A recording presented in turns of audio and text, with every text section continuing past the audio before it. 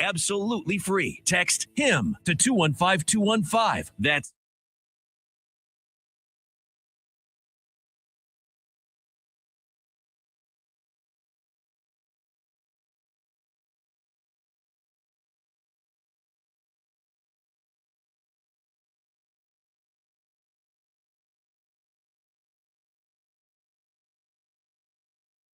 Bill, I'm behind on rent.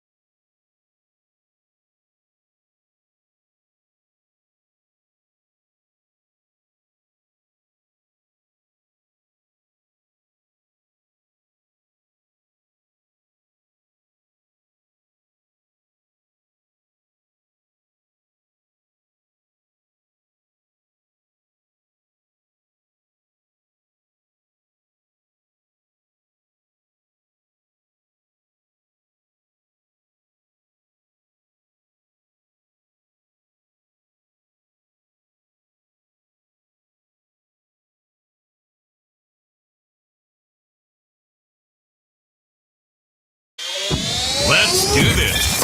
It's the Real Jonathan Smith Show on Indy Sports Ticket, 1430 AM, 93.9 HD2, and always on the free Indy Sports Ticket app.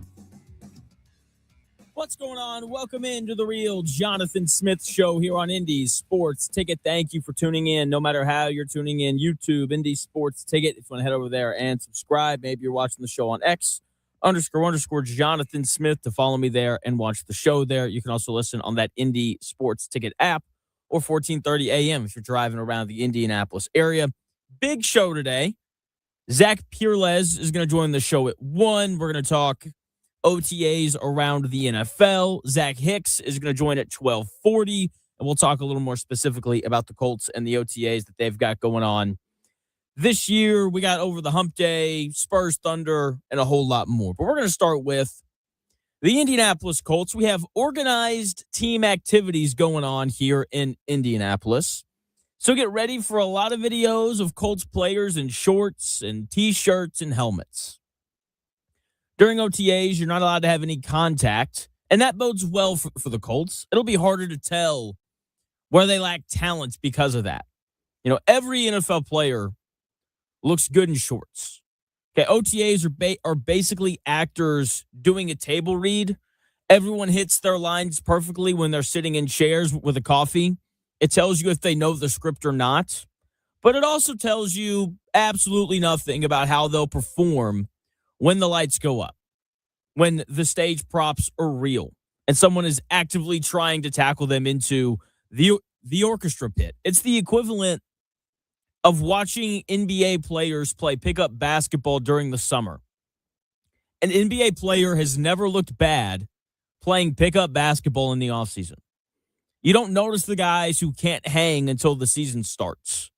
You'll pick up on it more for the Colts when training camp begins, but right now I think the ultimate thing for Colts OTAs is you just don't want anybody to get hurt.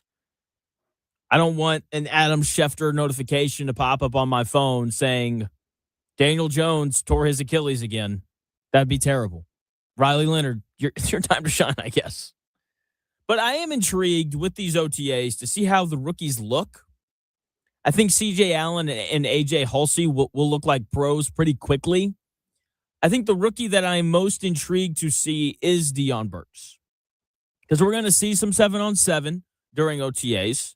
Deion Burks is going to have an opportunity to compete for that starting receiver spot opposite of Alec Pierce. Josh Downs is going to get some looks at that spot as well. So we'll keep our eyes on how he looks more specifically when he's split out wide. You can't learn a ton during OTAs because you can't really hit people. But what you can learn about is skill players. And, we already know a pretty decent amount about the Colts skill players this year. Like Jonathan Taylor's going to be the starting running back. Alec Pierce, Tyler Warren, and Josh Downs are going to be heavily involved in the passing game. We know that we know what the secondary is going to look like for the most part. And we know Daniel Jones is the starting quarterback. So offensively, pay attention to whoever's playing opposite of Alec Pierce. And defensively, I believe the only guy that we should really be paying attention to is Justin Wally. How does he look playing in the slot opposed to the outside? How does he look coming off the torn ACL? Okay, he's going to be the only guy in the secondary that I really care about during OTAs. Like, we know that Javarius Ward can play. The question is just, is he going to? We know that Cam Bynum can play. We know that Sauce Gardner can play. What do we know about A.J. Halsey? Not much. We'll obviously be paying attention to him as well. But the most important player during OTAs is, of course, Daniel Jones. Obviously, we have to pay attention to him. And we have to ask a lot of questions. How does he move? How does he drive the ball off his back leg? How comfortable does he look making throws on the run? How comfortable does he look in general? Because if he's not comfortable in shorts and a helmet where he can't be hit, I don't even want to think about how he's going to look with NFL players chasing after him. Okay, so there's three guys worth paying attention to during OTAs. Deion Burks and the other guys competing for that open wide receiver spot. Justin Wally and Daniel Jones. I don't think that we're going to learn much from OTAs, but you are going to hear about guys popping. Take it with a grain of salt. Popping in May is, it's great. You looked great during the Underwear Olympics. Every year there's a track star wideout or an undrafted free agent who looks like a gold medalist in a T-shirt, only to disappear the second that shoulder pads compress their chest. Okay, don't overly buy into the stuff that you hear about OTAs. Hear it, write it down, make a little note, and then move on. Now, I will say, I do like to hear good things about the rookies. I want to hear the rookies. I want to hear that the rookies look like they belong, because the Colts are going to need for this draft class to be impactful very quickly. If a rookie linebacker like C.J. Allen or a safety like A.J. Halsey is like busting his tail to get lined up and he's pointing frantically while the offense is breaking the huddle. Like, I don't really want to hear that. It makes it sound like he's struggling. It makes it sound like they're a little frantic when they're on the field. During OTAs, when things should be pretty relaxing. But if he steps up, barks out like a coverage shift, and plays his zone well, then, that'll make me feel better about his belonging. Okay, because we're going to learn about their physical abilities, when training camp rolls around and guys are actually allowed to hit each other. We're going to figure out how good of tacklers they are pretty quickly during the regular season. We'll probably see them play a little bit in the preseason as well. But right now, in May, I just want to see if the rookie class can get on the same page as Shane Steichen and Lou Anarumo. Because that's where everything starts. Like, you can be the best tackler in the world. Doesn't really matter, though, if you're not where you're supposed to be and if you're having busted coverages and things of that nature. So hopefully this is a draft class that gets off to a hot start in OTAs. And last night, as I was thinking through OTAs and the way that they're covered and all of those kinds of things, I couldn't help but also think about Indiana football and the difference between Indiana's spring camp and the Colts OTAs and training camp and all the offseason stuff that we're going to cover. The difference between IU's spring ball and Colts camp is insane. Everything that happens at the Colts camp is a story. This player looked great today. I bet he's going to win the MVP. This player looked terrible. He should be cut immediately. Everything matters for the Colts during the offseason because there's no faith in the team. Everything is under a microscope because of that. Like, if you're driving and you have a backseat driver in your car, it's because they don't trust you. If they did, then they would do what a normal person does. They would get on their phone and they would scroll while you drive. It's the same thing with the Colts and Indiana football. The only story out of Indiana's spring ball was the gold cleats that Nick Marsh wore one day. Nothing else really stuck. That's because everyone in the state trusts Coach Cignetti to get the job done.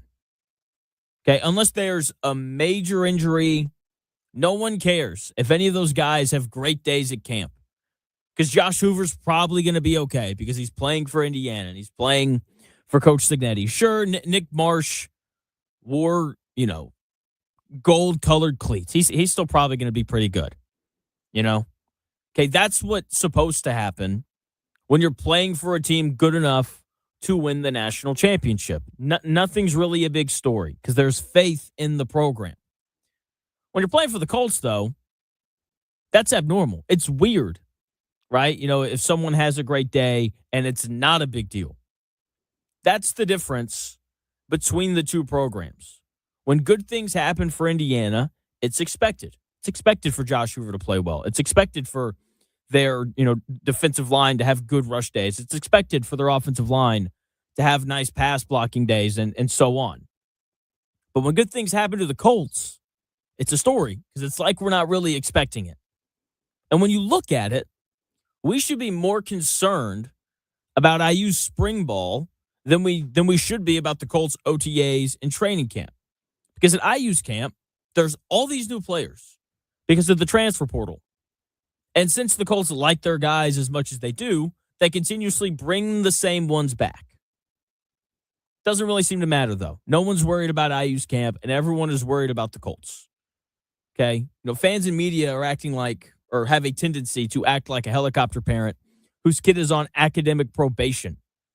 We're checking on the Colts' grade after every single assignment. Did Daniel Jones throw an interception in a 7-on-7 drill? Oh, no, he did. Mass panic ensues. Did a rookie corner get beat in single coverage? Call the principal. We're in trouble. And we're hovering because we're terrified of the failing grade that we've seen this regime continue to post over and over and over again. Meanwhile, in 2 years, Coach Cignetti has earned the cool, trusted parent status. Fans are pretty content to let the kids go into their rooms, lock the door, and do their homework. We don't need to see the rough drafts of their essays because we trust that when Indiana's football season rolls around and we get to watch this team playing real games for the first time, it's going to be straight A's. Again, it's incredible how quickly Coach Cignetti has turned everything around in Bloomington. And it's amazing how, despite the continued failures of the Colts, no major changes have been made. It's still Chris Ballard, it's still Shane Steichen, and it's still us overreacting to everything that happens at OTAs and training camp and in the preseason. You know who I bet wasn't overreacting to everything in training camp? Patriot fans when Tom Brady was there.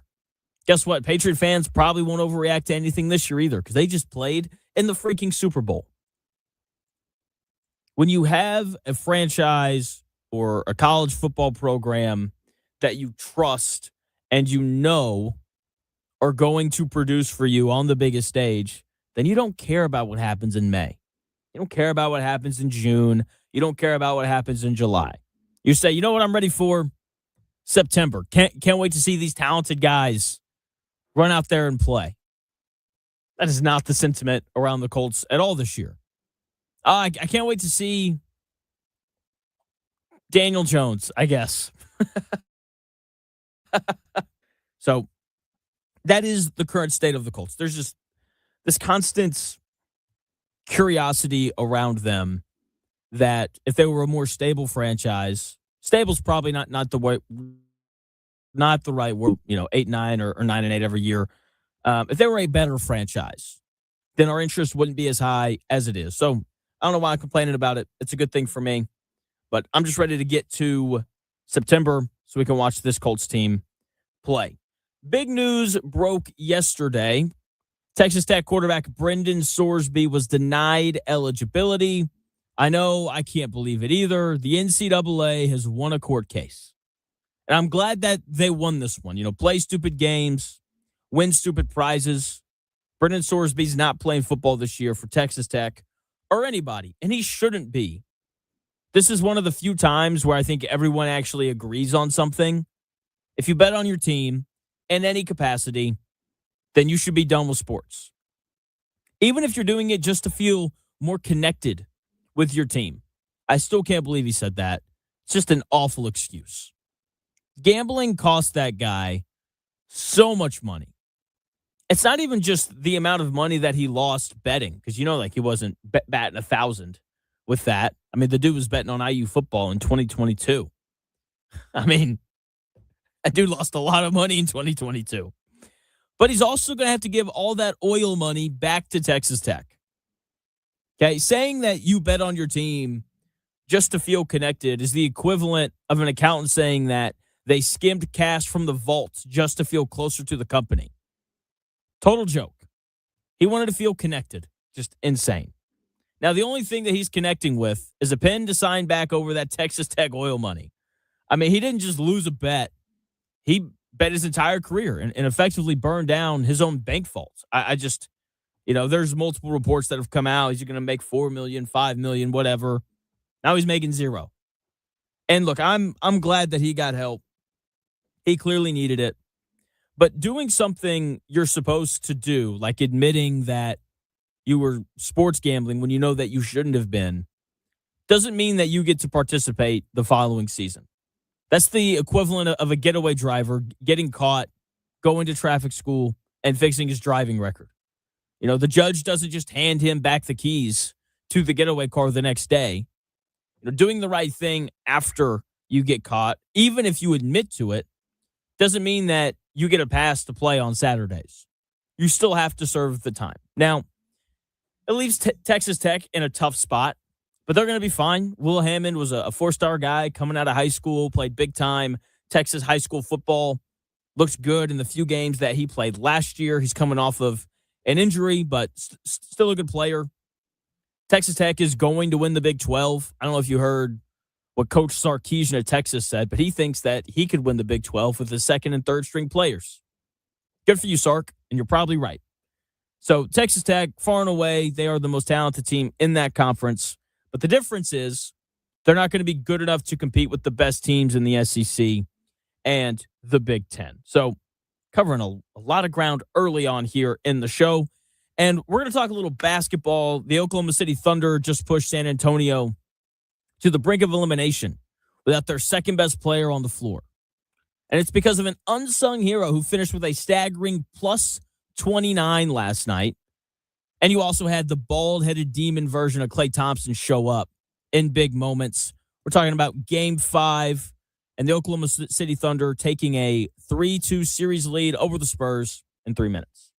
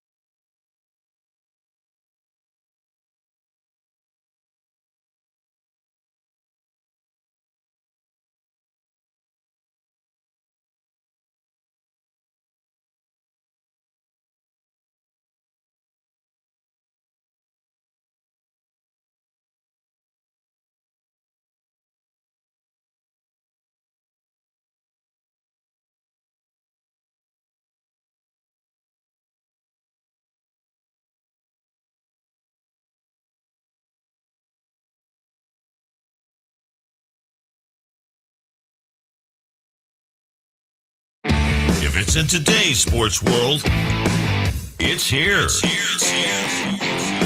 The real Jonathan Smith Show on Indy Sports Ticket 1430 AM, 93.9 HD2, and always on the free Indy Sports Ticket app.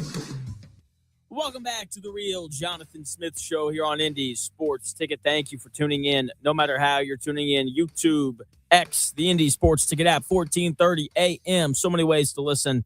There's really no excuse not to. Zach Hicks of Locked On Colts is set to join me here in about 20 minutes. We'll keep talking Colts and OTAs and what can we learn, what's going to be overblown, and so on throughout, the next couple of weeks. So last night, the Oklahoma City Thunder went into the game without Jalen Williams, their second best player, and A.J. Mitchell, their Jalen Williams fill-in when Jalen Williams is not playing. And they played a great game.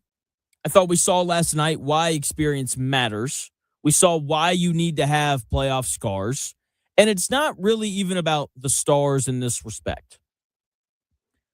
Star players, young, old, in their prime, whatever, are almost always going to be great. I know people are disappointed in Victor Wembanyama and what we saw from him last night. I'm going to get to him here in a minute. But the Thunder won last night because their role players were incredible. Casey Wallace's box score stats do not jump off the page. I think he only scored like 4 points. But that dude was incredible. He defended at an incredibly high level, forced multiple turnovers with his ball pressure. He led the Thunder in plus minus with plus 29. That's absurd. He played a great game for Oklahoma City last night. Isaiah Hartenstein was my favorite role player for Oklahoma City last night.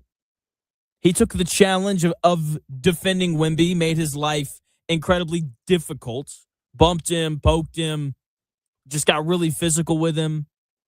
Okay, Isaiah Hartenstein rebounded at a high level. I love how he connects everything for the Thunder offensively with his passing ability. He was plus 24 when the Spurs called off the Dogs. Alex Caruso did Alex Caruso things. Every time the Thunder got in trouble, the Spurs would cut the lead down to 8. They got it down to 8 a couple of times. And every time it seemed to happen, Alex Caruso would check in and he would turn into the bald-headed demon version of Klay Thompson. He'd hit a big shot, then he'd get a big steal, and the Thunder would be back up by 13. He was plus 18 on the night. And every time the Spurs would make a run, he would step up and he would put the fire out. Okay, Jared McCain played much more under control. It's really weird. He's only shooting 37% from the floor and 27% from 3 in the series. With that being said, he's been so good. And last night, I thought he fixed some of the issues he had in games 1 through 4. He had the ball in his hands a lot more compared to games 1 through 4 last night.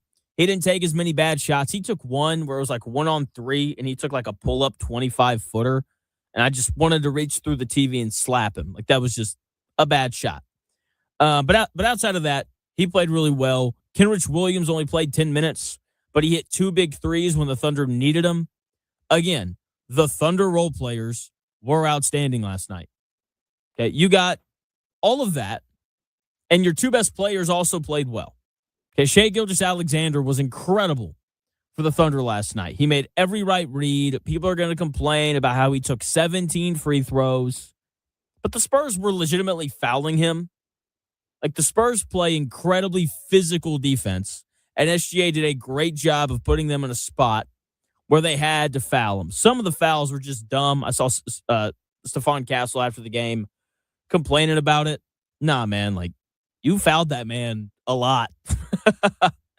Okay, the Thunder needed for Shai Gilgeous-Alexander to have a big night, and he had one.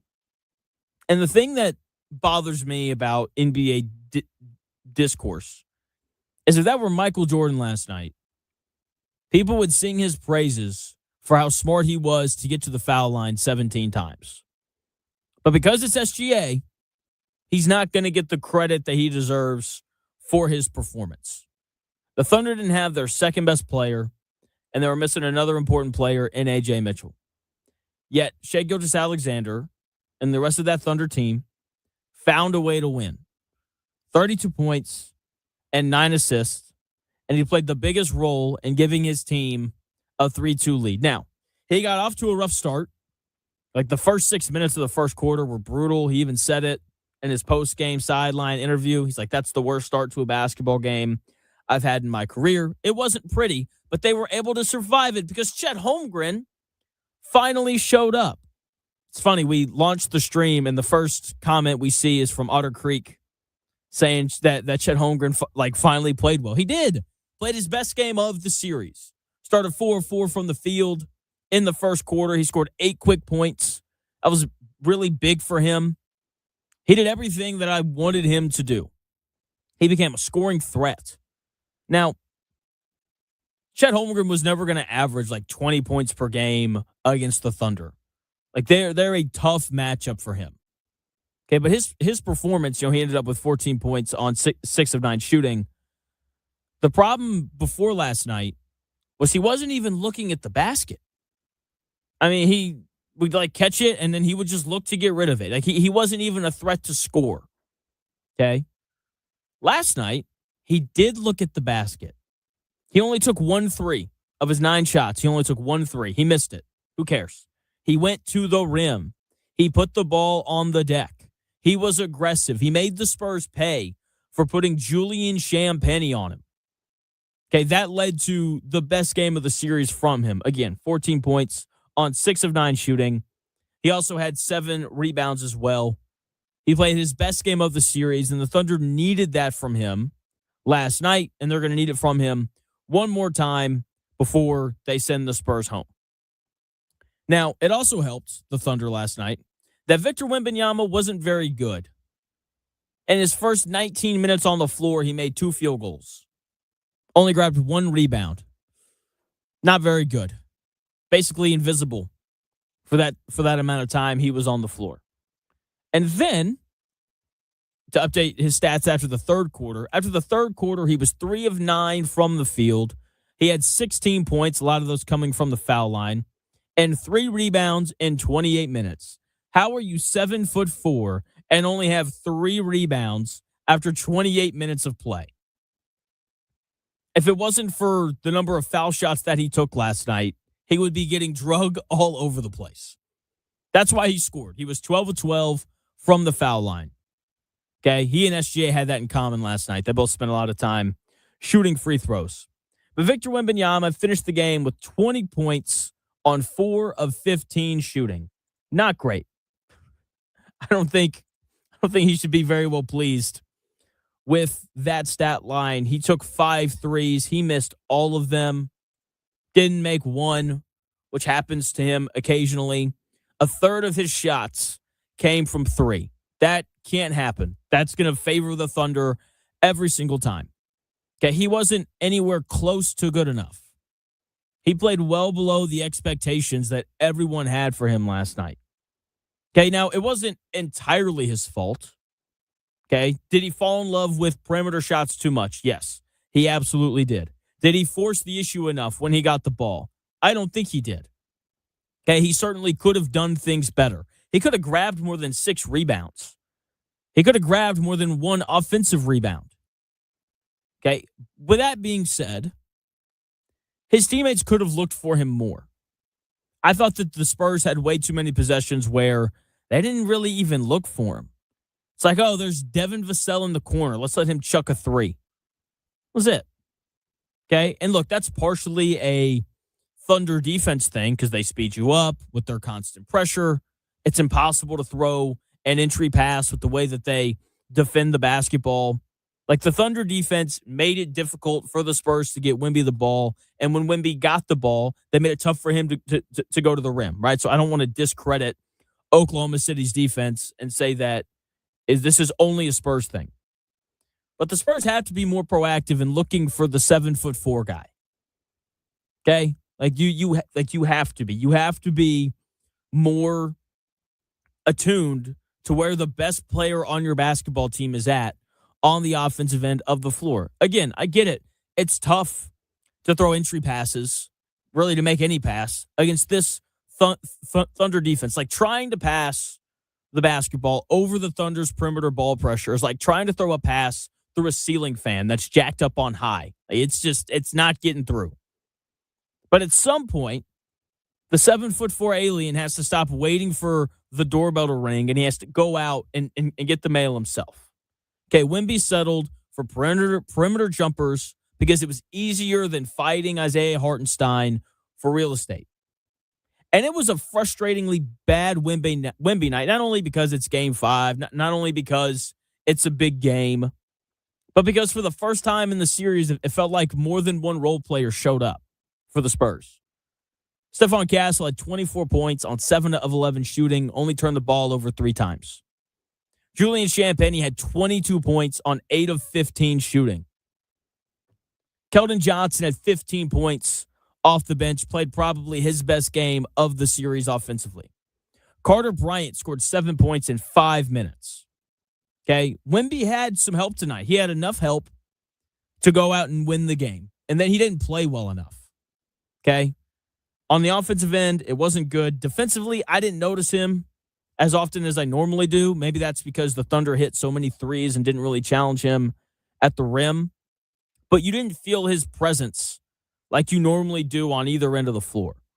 He's got to be outstanding in these final 2 games of the series if the Spurs want to pull it out, because you know that SJ is going to play well, and Victor Wembanyama has to match him. He didn't last night, and to make matters worse, he skipped his media availability afterward. You know what that is. That is so incredibly soft. We can spell it out for you here really quickly.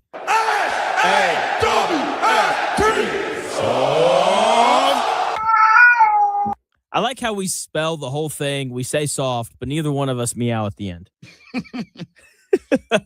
That needs no introduction. It doesn't sing on its own. It does. It absolutely does. He said he didn't want to. Oh, I just played bad in the biggest game, or probably in the second biggest game of my life. Biggest game of the season. I didn't play well, so I'm not going to talk to anybody afterwards. That's soft. That's the only way to describe it. Like if LeBron James did that, people would have crucified him. Yet no one really wants to talk about it for Victor Wembanyama.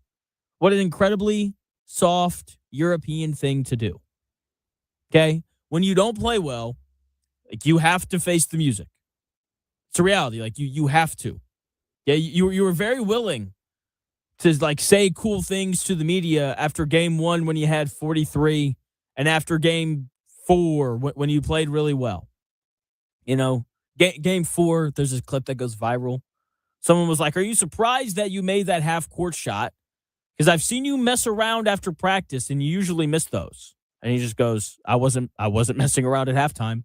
Everyone was like, "Oh, Wemby's so cool." Didn't want to say anything like that after last night, after you laid an egg. You didn't want to hit us with, like, Wemby, you know, you laid a bit of an egg tonight. What kind of went into that? You didn't want to hit us with, well, every egg has to be laid before it hatches. You didn't want to say anything like that. Come on now.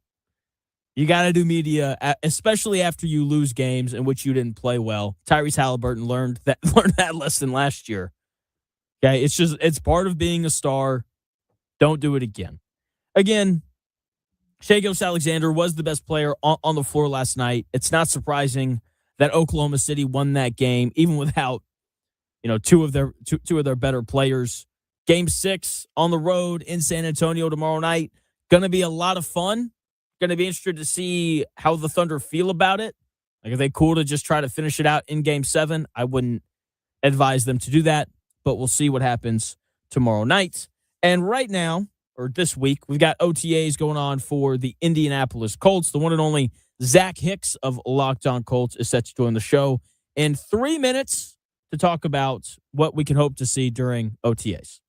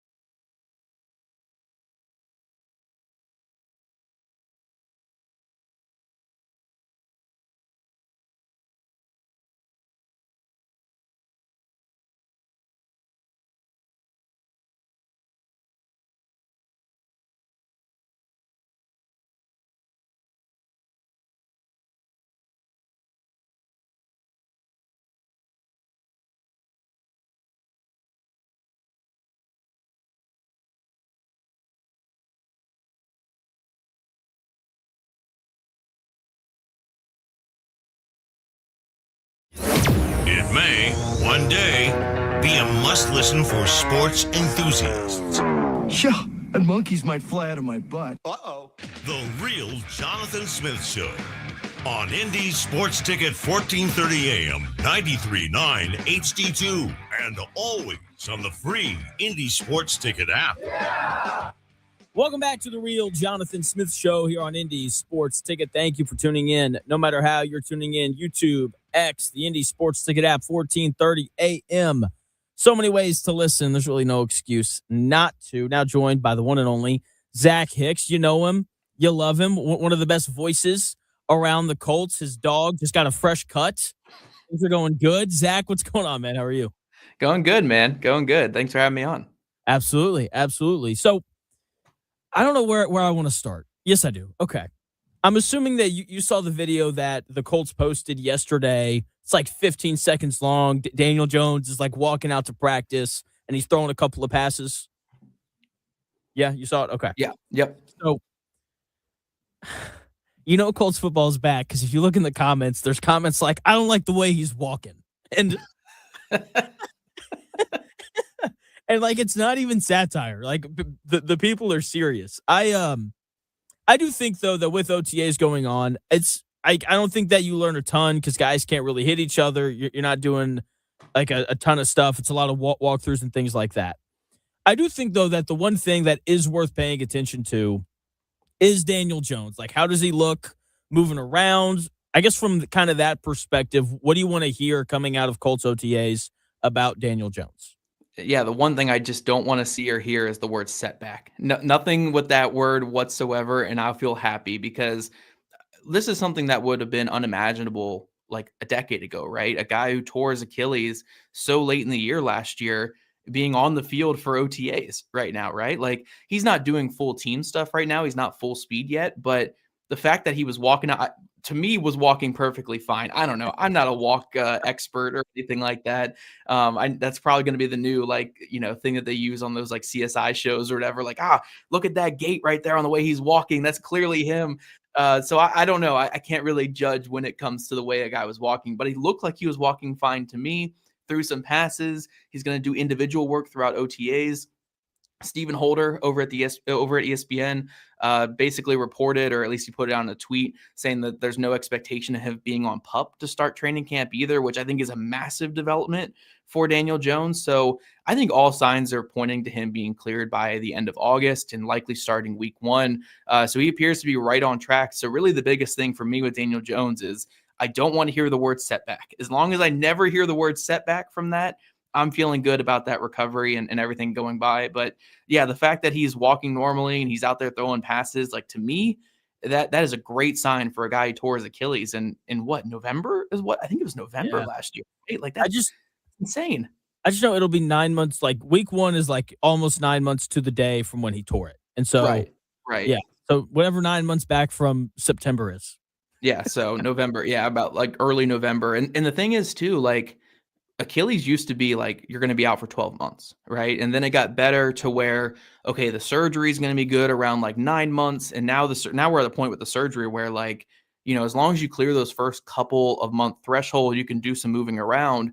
And typically guys are like mostly recovered by like the 7 to 8 month range. It's just about how explosive you're going to be, like how good you're going to be. But like that significant concern for like a re-tear usually happens within the first couple months. So as long as you pass that threshold, which he did, usually you're usually, again, I don't want to jinx anybody here. Right, but usually you're in a pretty good place with that. So he is passing every test. Everything I heard early on was how well he was attacking the rehab process and how he was doing that. And it appears to be continuing right now.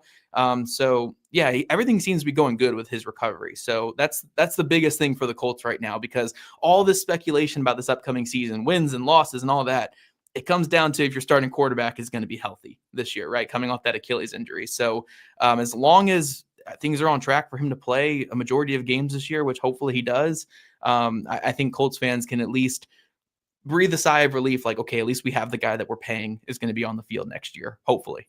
Paying a lot of money. Joined by Zach Hicks of Locked On Colts. You can check him out on YouTube as well. Just search for Zach Hicks. He likes to post 2-hour-long offensive line film breakdowns, and they're great. 30 to 40 minutes. Okay, like come on, nothing too crazy. So obviously, I think Daniel Jones is like he's the quarterback. He's going to be the main story at every point during the season. Outside of him, though, I do think like I am curious to hear about how the rookies look during OTAs because like we're going to figure out if these guys can tackle or not here in like a couple months from now. But we could also potentially maybe get a read on like how quickly are they picking things up that like Lou Anarumo wants them to be doing. What are you hoping to hear about the rookies coming out of OTAs? Yeah, it's gonna be really curious because we kind of saw last OTAs when it came to like the rookie class last year. We kind of got the sense that okay, Jalen Tuimoloau probably isn't going to factor in much this year because he was running with like the dev team in like third and fourth string throughout most of OTAs. Whereas players like Hunter Wohler was shooting up the depth chart. Jonathan Edwards, an undrafted free agent, was shooting up the depth chart. We saw the linebacker room shuffle so much because of the injuries at the front, right? Where Joe Bacci was getting run with the first team and Austin Ejike was getting run over like a Jalen Carlisle, right? Who we all expected to be big. So OTAs, especially with like Lou Anarumo, like he doesn't play around with that. If you're not performing the way he wants, he will push you down a little bit. So yeah, curious to see how CJ Allen and AJ Halsey especially respond to OTAs, like their first OTAs. Everything about the two players gives me the sense that we're going to see some good things from these guys. I mean, Halsey transferred to 3 different schools at the college level and jumped up in competition each time. And every time he jumped up in competition, he was an all-conference performer for that new school that he went to. So I have a good sense that he's going to acclimate pretty well to the NFL level. And same with CJ Allen. I mean, he was a green dot guy at Georgia at 20 years old, 19 and 20 years old. Like, I feel good about those guys acclimating. But I'm really curious to see about the other rookies in this draft class, right? Do we see enough from Jalen Farmer to where he's able to make some headway on Matt Gonsalves potentially as a starter? Or is he kind of settle in more as that reserve player and they try to test him at different spots? Do we see like a Caden Curry or George Gums like get some real run with the defensive line? Or are they going to be more in that Jalen Tuimoloau role where they're like running with the dev team throughout most of OTAs? Bryce Betcher, does he make some run on Akeem Davis-Gaither? I think that's going to be the intrigue with this rookie class is like, who is Lou Anarumo's Hunter Wohler this year, right? Where after OTAs, he couldn't stop talking about Hunter Wohler and all last year. And Wohler was probably going to see like 200, 300, maybe 400 snaps on defense last year before his injury in August. So is there a guy that's on like day 3 that really captures one of these coaches' attention and is able to carve out a potentially significant role for this upcoming season? Joined by Zach Hicks talking Colts OTAs.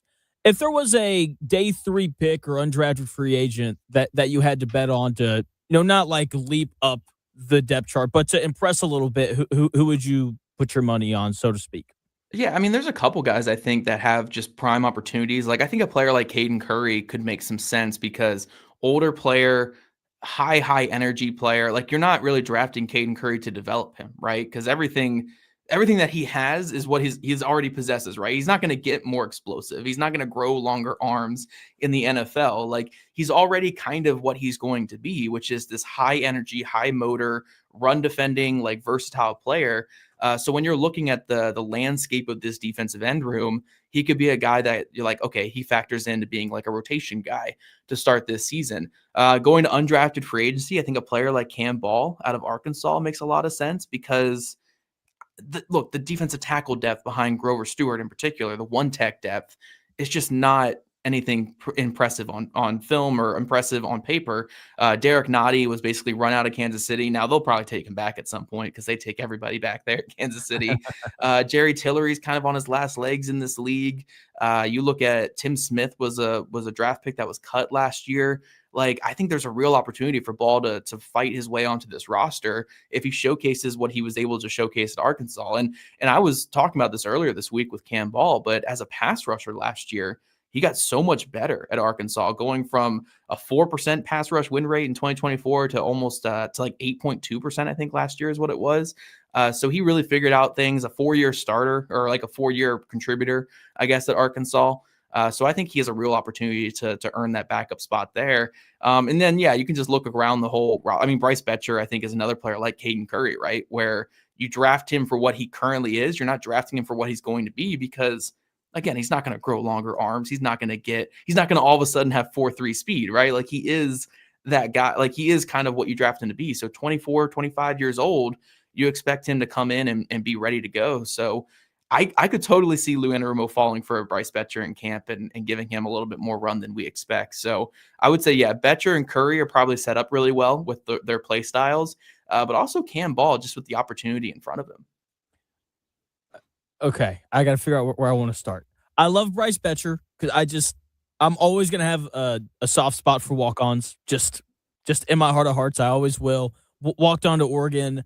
I like him because, like, you know that he wants to play football. Like, the dude was an 8th round pick as a junior to go play baseball for the Astros. I was like, nah, I think I'm going to play football a little bit longer. So I love that aspect about him. Loved Cam Ball at Arkansas. Like, I grew up in Arkansas fan, all those things. And he got banged up a lot when he was at Arkansas. Yeah. And every time he went out, it was like, gosh, dang it, man. We're about to give up 7-yard runs right up the middle because Cam Ball got hurt again. And so, and I think that I love your observation of like how much better he got as a pass rusher his last year at Arkansas, because you could see it, and it was really impressive. So I'm hoping that I'm with you. I think those are good options for guys who move up. I am surprised we have not brought up Deion Burks yet. Yeah, that's another one. Yeah. If there's any setting where Deion Burks is going to shine, it's in shorts and a t-shirt, because he's such a freak in terms of his athleticism. And I will say, I do think that when it comes to skill players, you can learn a little bit more compared to, I think, offensive and defensive linemen, because like you want to see how offensive and defensive linemen engage with each other and those kind of things, where like I can look at a wide receiver and be like, yeah, he got 3 yards of separation there. So what are you kind of expecting from Burks, a guy that, despite being a 7th round pick, I do think people are pretty excited about? Yeah, I think it was really interesting. Right before I did my whole film review on him, we had Reggie Wayne talk to media this past week. And when he talked about Deion Burks, he said, like, hey, this is a guy that we thought could have gone anywhere from late 2nd round to early 4th round, right? Like that was the range the Colts thought he could go and kind of had him graded. I think really it was just the injuries and the age that kind of dropped him as late as he fell in this class. But I mean, when you get to round 7, these are scratch off lottery tickets at this point, right? You might as well throw $1 in there and see what you can get. But yeah, I really liked Deion Burks' film. He's kind of a player where, like, when you watch his film, every aspect of playing wide receiver is there, right? He's explosive, he's fast, he's nimble. I think he's a pretty nuanced route runner for a guy who just wasn't really asked to do a lot of things like that at the college level. He played a lot of outside wide receiver, which I think was where he's going to project well for the Colts. I don't think he's much of a slot guy. Like, he can play slot, but I'd much rather keep him on the outside and keep him in the rotation with like a Doolin and Treadwell and all these other guys out there. But yeah, I think that he's a guy who sets up really well for training camp. I would have personally taken him in round 4 or 5. Probably would have been one of my higher rated players that the Colts took in this class. And the big thing for him is just staying healthy. Like, if he can just stay healthy, because he's like Cam Ball, right? Where it's like there were a lot of injuries at the college level that I'm sure teams are a little bit worried about. I think there was like a hamstring issue as well in there with him at some point. So, there are some things that are worrisome with him, but he flashes everything you want at wide receiver. There's some contested catch ability on film, like over 50% contested catch rate for a guy who was like, 5'9", like 180, right? Last year at Oklahoma. At best, right? Because when teams list guys at 5'9", 180, who knows what they actually weigh or how tall they actually are. But yeah, there's some legit juice with this guy. I think that he's a really fun player to add to the mix. And I'm really excited to see if he can make it through OTAs and make it through training camp, like healthy and moving. Because I know he's, again, like currently he wasn't at the rookie mini camp because he was banged up. He was at it, but he wasn't doing like team stuff there. So if he can make it through like the physicality of it all, I think he can be a good NFL receiver. I actually compared him to like he reminds me a lot of Zay Flowers, like a lot of Zay Flowers, just an outside receiver guy who can play a little bit in the slot, but just a smooth operator who catches the ball away from his frame really well. I think that there's a lot there. It's just, he's never done it at a high level yet, right? His most receiving yards in college were 600 yards. Like, it was like 600 something yards. So we haven't really seen him take on that big workload before, but luckily with the Colts, they're not going to ask him to be a 1,000-yard receiver out the gate, right? be a 200-yard receiver. I would call that a massive win in year one if he's a 200-yard receiver, right? Like, just come in here and play a little bit like that. So I think he has a great opportunity in front of him. I think him and Doolin can compete to be like that timeshare player behind the big three. Like the Colts wide receiver room, I actually just talked about this, and I recorded Locked On Colts before I jumped on here. It's kind of like how the Indiana Fever run their offense, right, in the WNBA, where we have our big three of our pass catchers that are going to run our entire offense. We just need you guys behind to be the role players. Doolin, Treadwell, Westbrook-Akina, and Burks.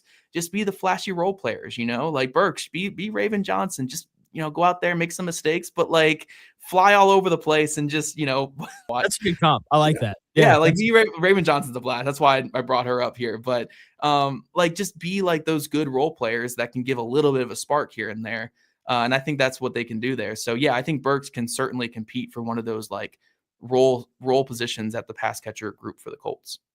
Yeah, I'm excited to kind of see what he looks like. Last thing here, and I'll let you go. You mentioned it, so I think that when people see 5'9", 180, again joined by Zach Hicks, Locked On Colts. When people see 5'9", 180, we're immediately just like, you're a slot receiver. Like you see smaller guys, that's just the immediate assumption. So what with Deion Burks and even Zay Flowers, what makes them more outside guys as opposed to slot guys, even though they're a little bit smaller? Yeah, so I think one thing to understand is just like when it comes to playing outside receiver, right, there's two distinct roles. You have a Z wide receiver and an X wide receiver. The X receiver is your Alec Pierce. Like he's going to be on the line of scrimmage. He's got to tell the ref like, hey, I'm on the line of scrimmage here. And he's going to be facing more press coverage, right? Because those defenders can get within half a yard of him, right? There's not that much breathing room. So it is harder for a player like a Zay Flowers, a T.Y. Hilton, right? T.Y. Hilton played a lot of outside receiver at his smaller stature. Devontae Smith over in Philly, right? He's like a $170, right? He's skinny. He's skinny as heck out there. Like those players, you're not going to have them lined up half a yard away from a corner and take on, these long, like Tariq Woolen across the field from him, like these massive, massive corners.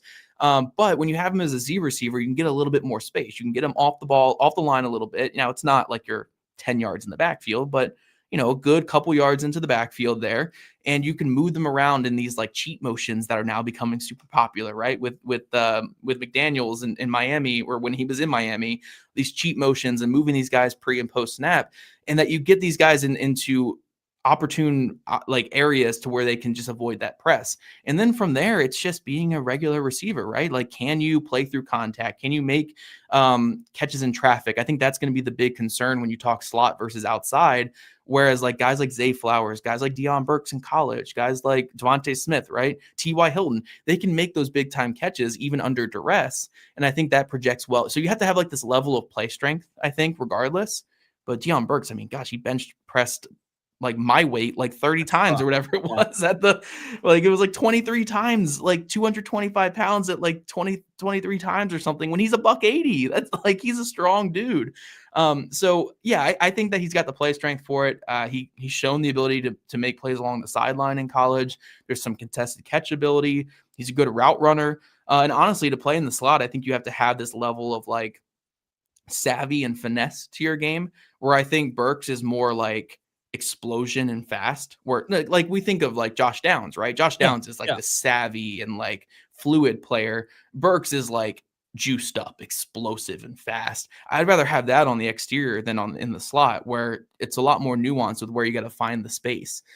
So I think a player like Burks projects well on the outside. And for anyone who's concerned, because like it took me a long time covering this sport to get out of my brain that outside receivers are like 6'3", 210 pounds, right? Yeah. But like, I mean, think of even of guys like Antonio Brown wasn't very big playing on the outside. Yeah. Tyreek Hill wasn't very. I know Tyreek Hill has like legendary speed, right? Yeah. So that's obviously a different. But like these guys are all like smaller players, and we've seen this trend in the NFL where it's fine to put those guys on the outside as long as you understand how to work them within your system. So yeah, as long as you're not asking a Deion Burks or T.Y. Hilton or any of these guys to be an X receiver and take on press coverage at the point of attack, which is why that's why Alec Pierce makes so much money. This is why DeJon Stribling gets drafted 33rd overall, is because those guys can beat the press and take on that tougher role and free up these smaller guys at Z receiver to do their thing. But I don't think being a smaller receiver necessarily excludes you from being on the outside. And we are seeing NFL teams, especially in the last 5-10 years, be more open to putting your Tyreek Hills, your Antonio Browns, T.Y. Hiltons, Devontae Smiths, like those players, Zay Flowers, all on the outside because they, their speed threat is good out there. Absolutely. Zach, thank you so much for your time. We went a little over. That's okay, though. I'm sure you got more YouTube stuff coming. Locked on Colts pretty much every day, it seems like. Anything else going on? Yeah, I mean, Locked on Colts I just recorded and should be posting here soon is all about how they can replace Michael Pittman Jr. And I kind of talked about that Indiana fever aspect of it is we're going to rely on our big three and then have these other people underneath. And then, more YouTube stuff. I'm going through the undrafted free agents, talked a little bit about Cam Ball the other day. Going to talk Lincoln Perry here in a few days, I'm sure, the running back out of Texas State, very fun player. So, more coming on that front there for sure. Sounds good. Zach, thanks for your time, man.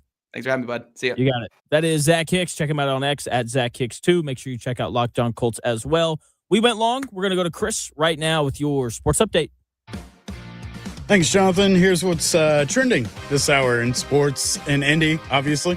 Public pre-sale launched this morning for Colts and Commanders in London. Entry-level tickets start around $339 in case you feel like taking a trip across the pond. There you go. It's worth noting also that QB Daniel Jones took some snaps yesterday in OTAs. Hopefully he keeps it up. Indiana Fever flying out today for their West Coast rematch with Golden State tomorrow night. Tip-off is at 10 p.m. Eastern. And finally, IU and Kentucky men's basketball moved their game up from December to Lucas Oil Stadium. That will now happen Friday, November 20th. So there you go. Make plans accordingly. That's what's happening right now, and we'll be back right after the break with more of The Real Jonathan Smith Show on Indy Sports Ticket 1430.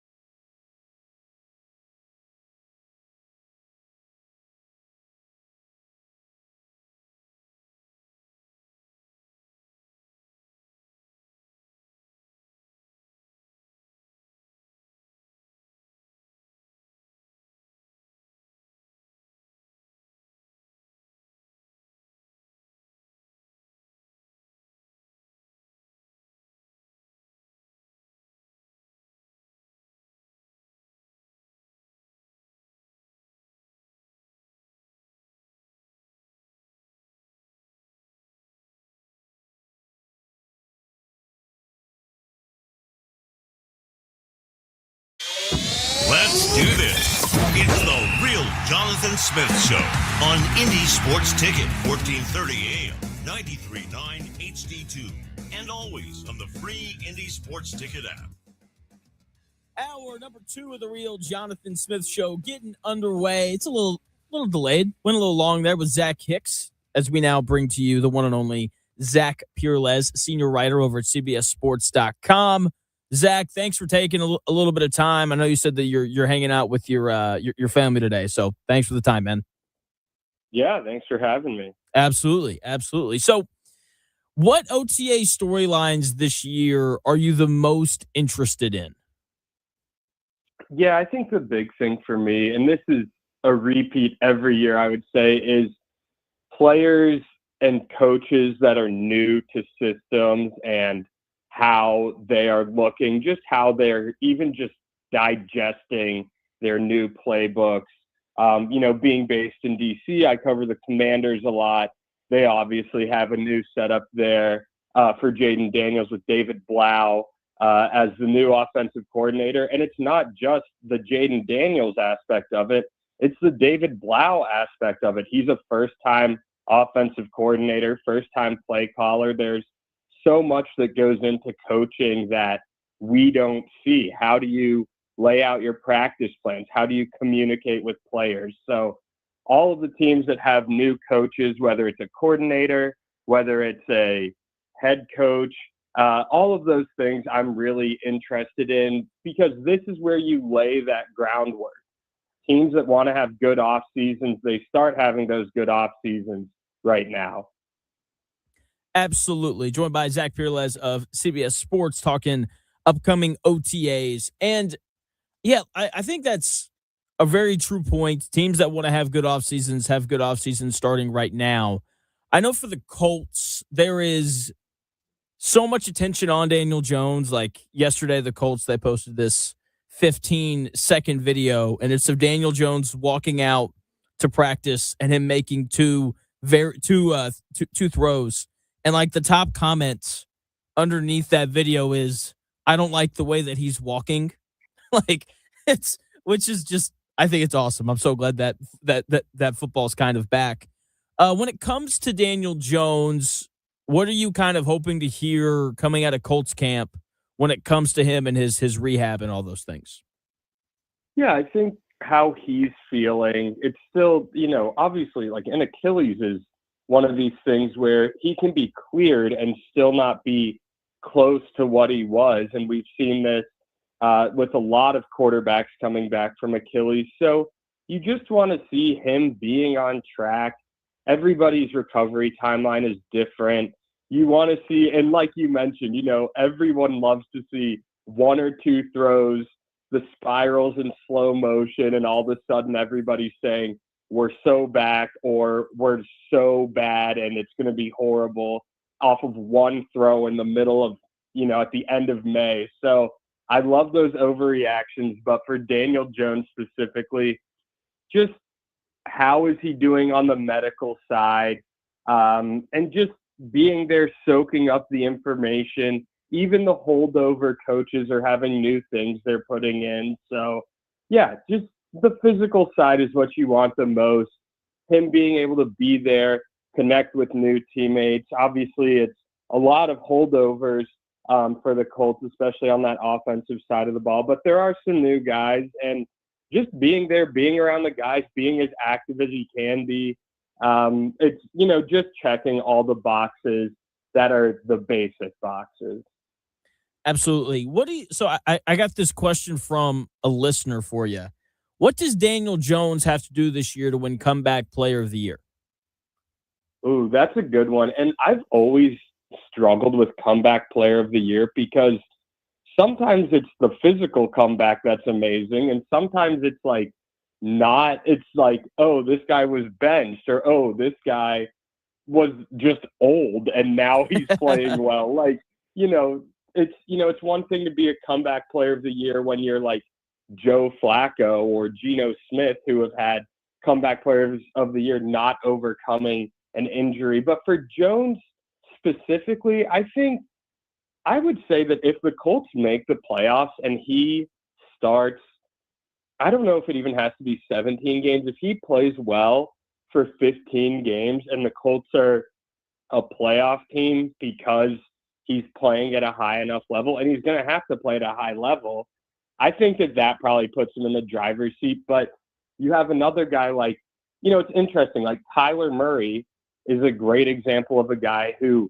really strange ending, kind of injury fueled, but it almost seemed kind of murky why he didn't finish up the year in Arizona. He's obviously coming off a much lesser injury, but if he comes back, are people going to care more about what he overcame physically or just the fact that he played well this year? So it's always a little bit cloudy. Like Daniel Jones playing well off an Achilles is going to be more impressive from a physical standpoint than Kyler Murray coming off of some sort of foot injury that we never really fully understood. So I think playoffs is probably a minimum there because it's going to be so easy. The headline will write itself if they say Daniel Jones leads Colts to playoffs 1 year after tearing Achilles. Yeah, I think that's a great point. Joined by Zach Pereles of CBS Sports talking about OTAs. Man, when you said that if Daniel Jones leads the Colts to the playoffs, he'll probably win the award, I just wanted to be like, so he's not going to win it. That's what I'm hearing. I don't know. I just find this team to be average at best. I don't think I've talked to you since schedules came out and over-unders came out. Like the over-under for the Colts this year, it's at 7.5 wins. That kind of feels that feels right to me.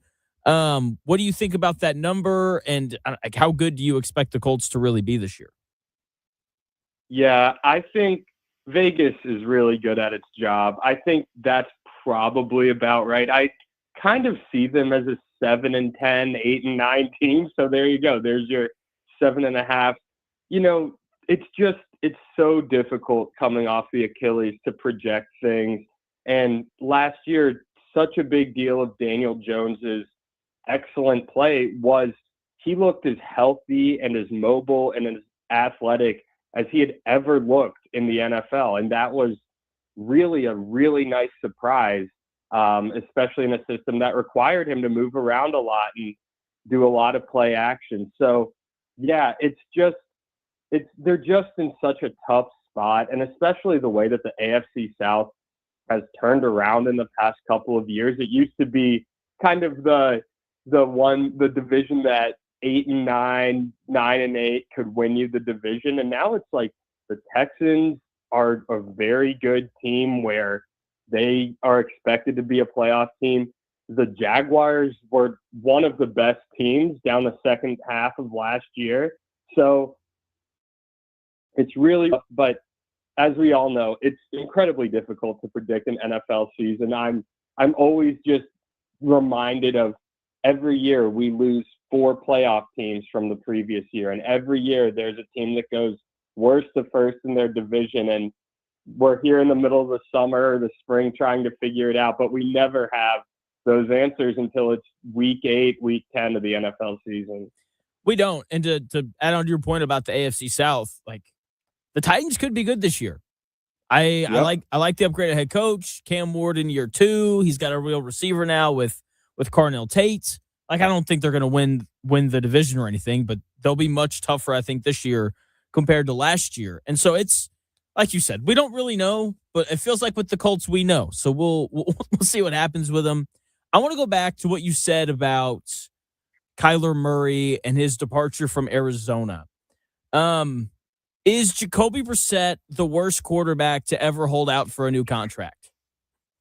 I saw something about how bad do you have to be, how bad of a spot do you have to be in if Jacoby Brissett is holding out on you, which is it kind of says everything about the Cardinals right now, and it's a brutal situation. Yeah, I mean, I try not to make too much of OTA attendance or not attendance, but for a team that's just trying to get some positive signs in 2026, and also the fact that Jacoby Brissett is going to be the starter. It's been a long time since he's been the clear-cut starter.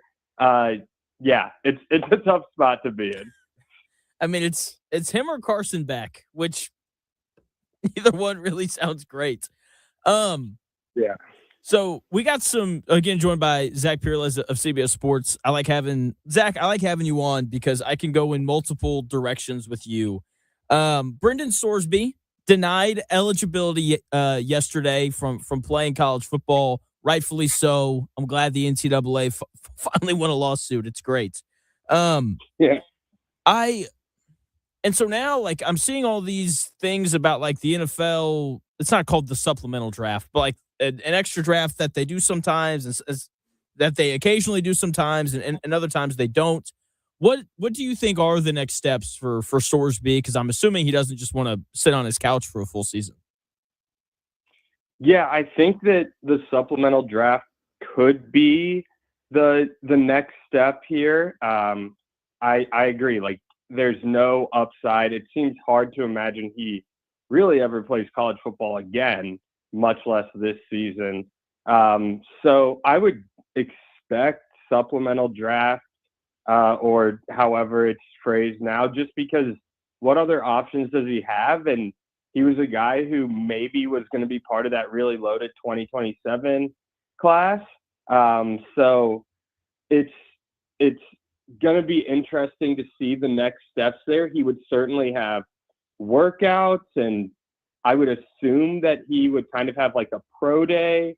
And I would assume that he's also been staying in shape and practicing at whatever level he can.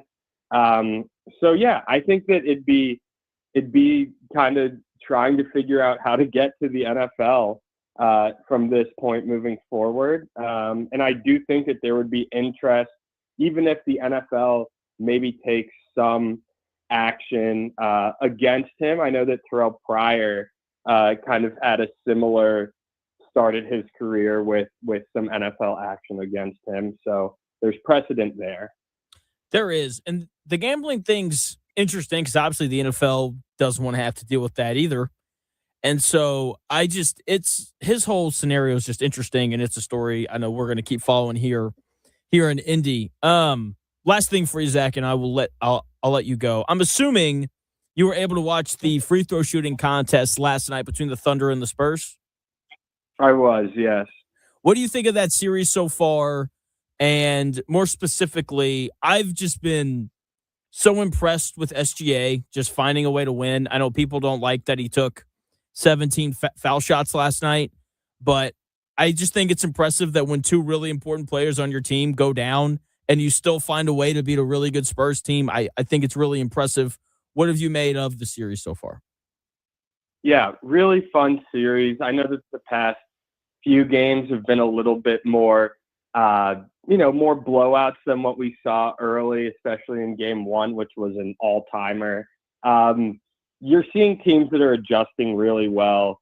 The idea of putting Hartenstein on Wembanyama, obviously from OKC, but you're seeing like the Spurs make adjustments as well. Like in game four, they stopped kind of bringing that semi-double team on Shai Gilgeous-Alexander and really kind of forced him to win one-on-one. And he had some success, but really they were able to do a lot better, obviously, on defense.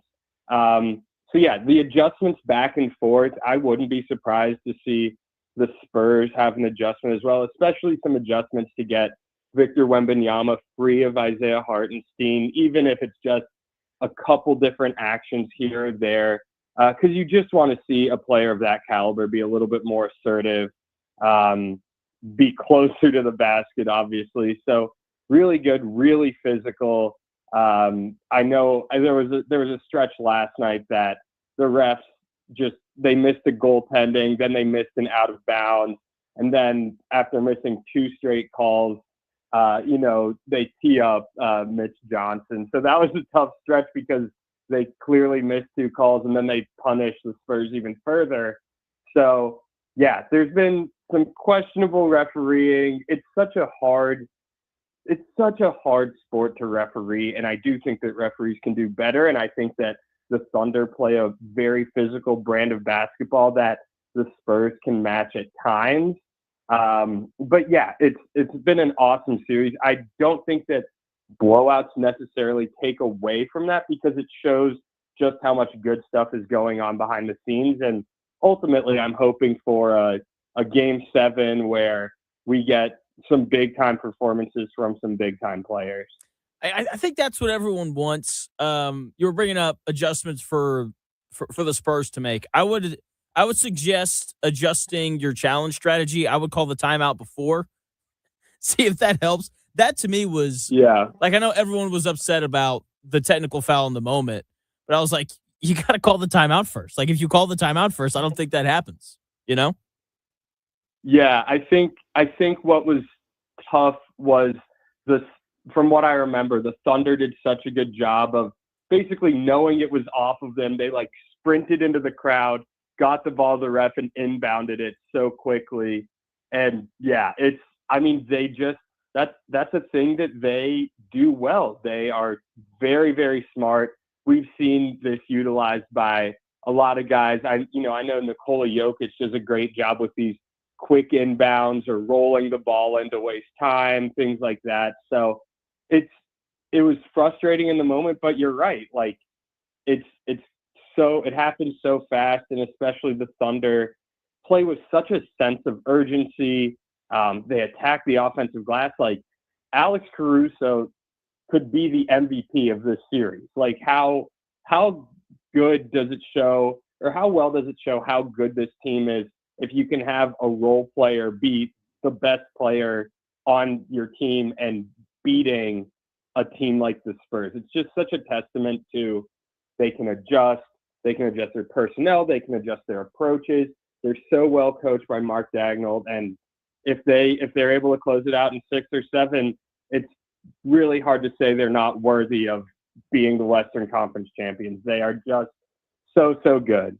Absolutely. Zach, thanks for your time, man. I really appreciate it. Yeah, thanks for having me. You got it. That is Zach Pereles. Check him out on CBSSports.com. He had an article go up about 4 hours ago on Travis Kelce buying a little bit of stock in the Cleveland Guardians. Really good. Go and check it out. It is Wednesday, which we love here on the Real Jonathan Smith Show. And it is Wednesday, my dudes. Oh, okay. All right. Didn't know that was coming.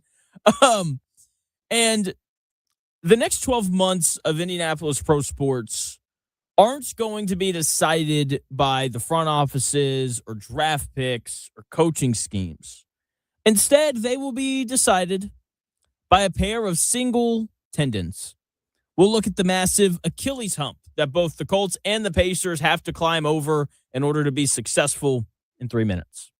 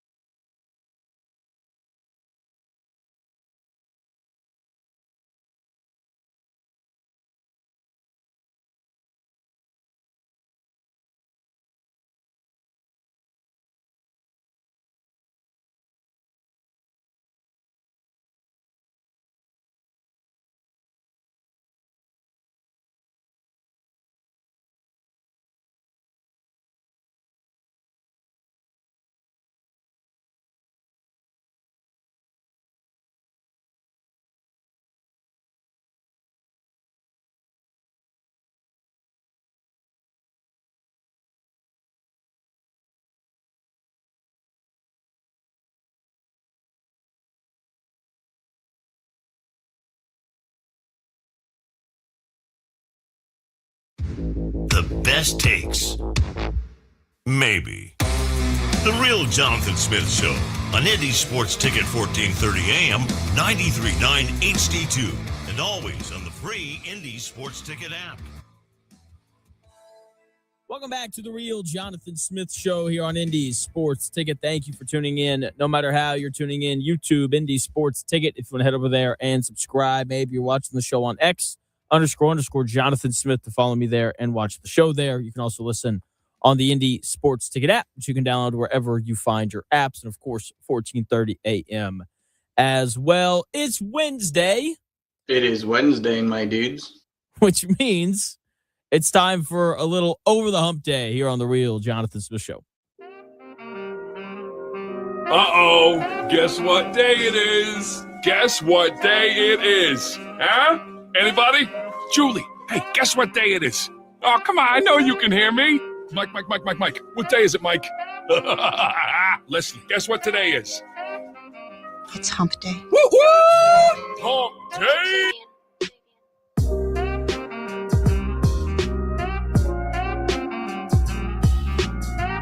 No, as a coach, I gotta get us over that hump. I gotta get them comfortable, knowing that you're gonna be in close games and you gotta make plays coming down the home stretch. I mean, in the tournament, we were right there. I just didn't get them over the hump, man. And that's something that I live with every day of my life. Because I truly believe that was the team to really make some noise and get to the finals, and I just couldn't get them over the hump. Mike Woodson just couldn't do it. Couldn't get him over the hump. Shout out Mike Woodson for what is maybe my favorite segment that we do on the show. Over the Hump Day, we do it every Wednesday. And Indianapolis sports fans, go ahead and buy your stock in Athletic Tape right now, because the next 12 months of our sporting lives are entirely dependent on two tendons. We're a city trying to get over the Achilles hump. The Colts and the Pacers are working over that hump together right now. The franchises are both working their ways back from disappointing injuries last season. The Pacers had a rough year without Tyrese Halliburton, and the Colts lost every game they played after Daniel Jones went down with his ruptured Achilles. Tyrese Halliburton yesterday released a week 48 rehab video. Good for him. Everything has to be videoed now, Chris. I don't know if you knew that or not. Apparently. And Daniel Jones practiced yesterday, but apparently his walk a little off if you ask some different Colts fans. Indiana's professional sports seasons starting in September are going to be reliant on their two most important players' Achilles rehab. And so I think we're in for a very interesting next calendar year of pro sports here in Indianapolis. And I feel much better about Tyrese Halliburton and his comeback from his torn Achilles than I do Daniel Jones. He's going to have significantly more time to rehab his injury. And yes, I know he's been dealing with shingles. He's put on weight because of that. I'm not a doctor. Surprise, surprise. But the fact that he weighs a little bit more kind of gives me more confidence in his ability to hold up. Like all of his rehab, his workouts, his on-court sessions have come at a higher weight than what he's actually going to be playing at when he returns. And if he's playing 5-on-5 at 220 pounds and his Achilles is holding up, then it would make sense to me that it'd hold up at 200 pounds, right? With 20 less pounds of pressure on his foot. So when he comes back next year, it'll have been about 16 months since he tore his Achilles. He should be fine. He'll be rusty because he hasn't played he wouldn't have played in a real NBA game in 16 months. But in terms of re-injury and things like that, there really shouldn't be any concern. Whereas with Jason Tatum this year, he came back after 9 months, like Daniel Jones is going to do, and he did get hurt again. He got hurt again during the playoffs. He strained his other calf muscle, and we found out later that his calf muscle wasn't as big in the leg that he tore his Achilles compared to the one that he didn't. It was like 85% of the size that it should have been. And that led to him overcompensating and hurting his other calf. That should not be an issue for Tyrese Halliburton, 16 months post-surgery. However, that could be an issue for Daniel Jones. Okay, he's the guy that I mainly want to talk about here. Because, again, he'll be 9 months removed from his surgery when the Colts play week 1. He's at OTAs right now. He's throwing, which isn't a big deal. The question is going to be about his mobility. Can he move? When the Colts want to run play action, can he get out wide enough to do that? Can he run a bootleg? His mobility was so important to the Indianapolis Colts last year. Even if he's not going to run, 10 design read options a game, defenses last year had to account for his legs based on the tape. And we're going to come into the season, and if the tape from weeks 1 and 2 show that Daniel Jones is a statue who can't roll out on a bootleg or evade pressure, then defensive coordinators are going to pin their ears back, and they're going to blitz him relentlessly. Okay, and the ripple effect of that is going to impact Jonathan Taylor and all of these other guys because, Daniel Jones was an important part of the run game last year. You had to respect him and his ability to pull the football. Okay, so it's going to impact Jonathan Taylor. It's going to impact everybody else if Daniel Jones's mobility isn't the same. Okay, so the games that he played in last year, where he played well, the 4 games that he actually played well in, part of why he was so good and the Colts offense was so good is because he just didn't take sacks. He did an excellent job of not taking negative plays. I was listening to Bill Belichick do an interview a couple of weeks ago, and he talked about Tom Brady's ability to just never go backwards. He's like, he wasn't going to take a sack and put us in 2nd and 14. He was going to flick it out wide to get us to 2nd and 9. Not ideal, but a heck of a lot better than 2nd and 14. And that is something that, to Daniel Jones' credit, when he played well last year, that was the thing that really popped. He kept the Colts out of negative plays. Can he do that this year, coming off the big injury? If he can't move the same, then can he win games from the pocket?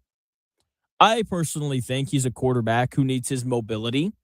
The best year of his career came in New York, the 1 year where he made the playoffs, and it's the year that he ran the football the most. The less he runs, the worse he's been. Okay, he has to be a threat to take off on 3rd and 6 and pick up a first down for the Colts. Will he have that ability? These are all huge questions, and we aren't going to find out the answers to them until week 1. I don't think we're going to see him play at all during the preseason. We shouldn't, at least. In training camp, he's going to be in the red "Don't Touch Me" jersey. So that's not really going to answer those questions either, but it's the biggest one looming for the Colts, more so than anything else.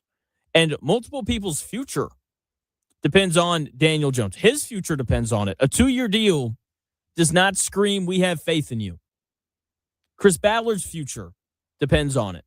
And Shane Steichen's future might depend on it as well. I'm still not convinced that if they fire Ballard, they'll fire Shane Steichen as well. But theoretically, it could happen. So a lot of weight on those tendons for the Pacers and Colts upcoming seasons. Now, analytics are a big deal in the world of sports. And there are moments where coaches are a little too analytically driven. Some coaches act like Michael Scott driving his car into a lake just because the GPS told him to. We're talking analytics versus manalytics in 3 minutes.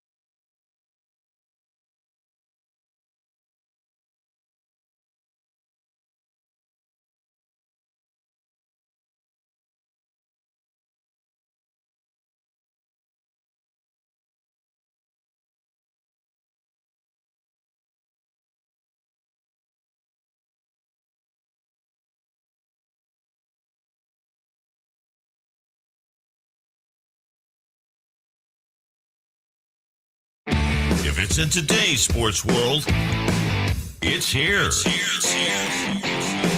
The Real Jonathan Smith Show on Indy Sports Ticket 1430 AM, 93.9 HD2, and always on the free Indy Sports Ticket app. Welcome back to the Real Jonathan Smith Show, where the show just gets better during the break. Chris and I debating who did more bad things, Josh Jacobs or Rashee Rice.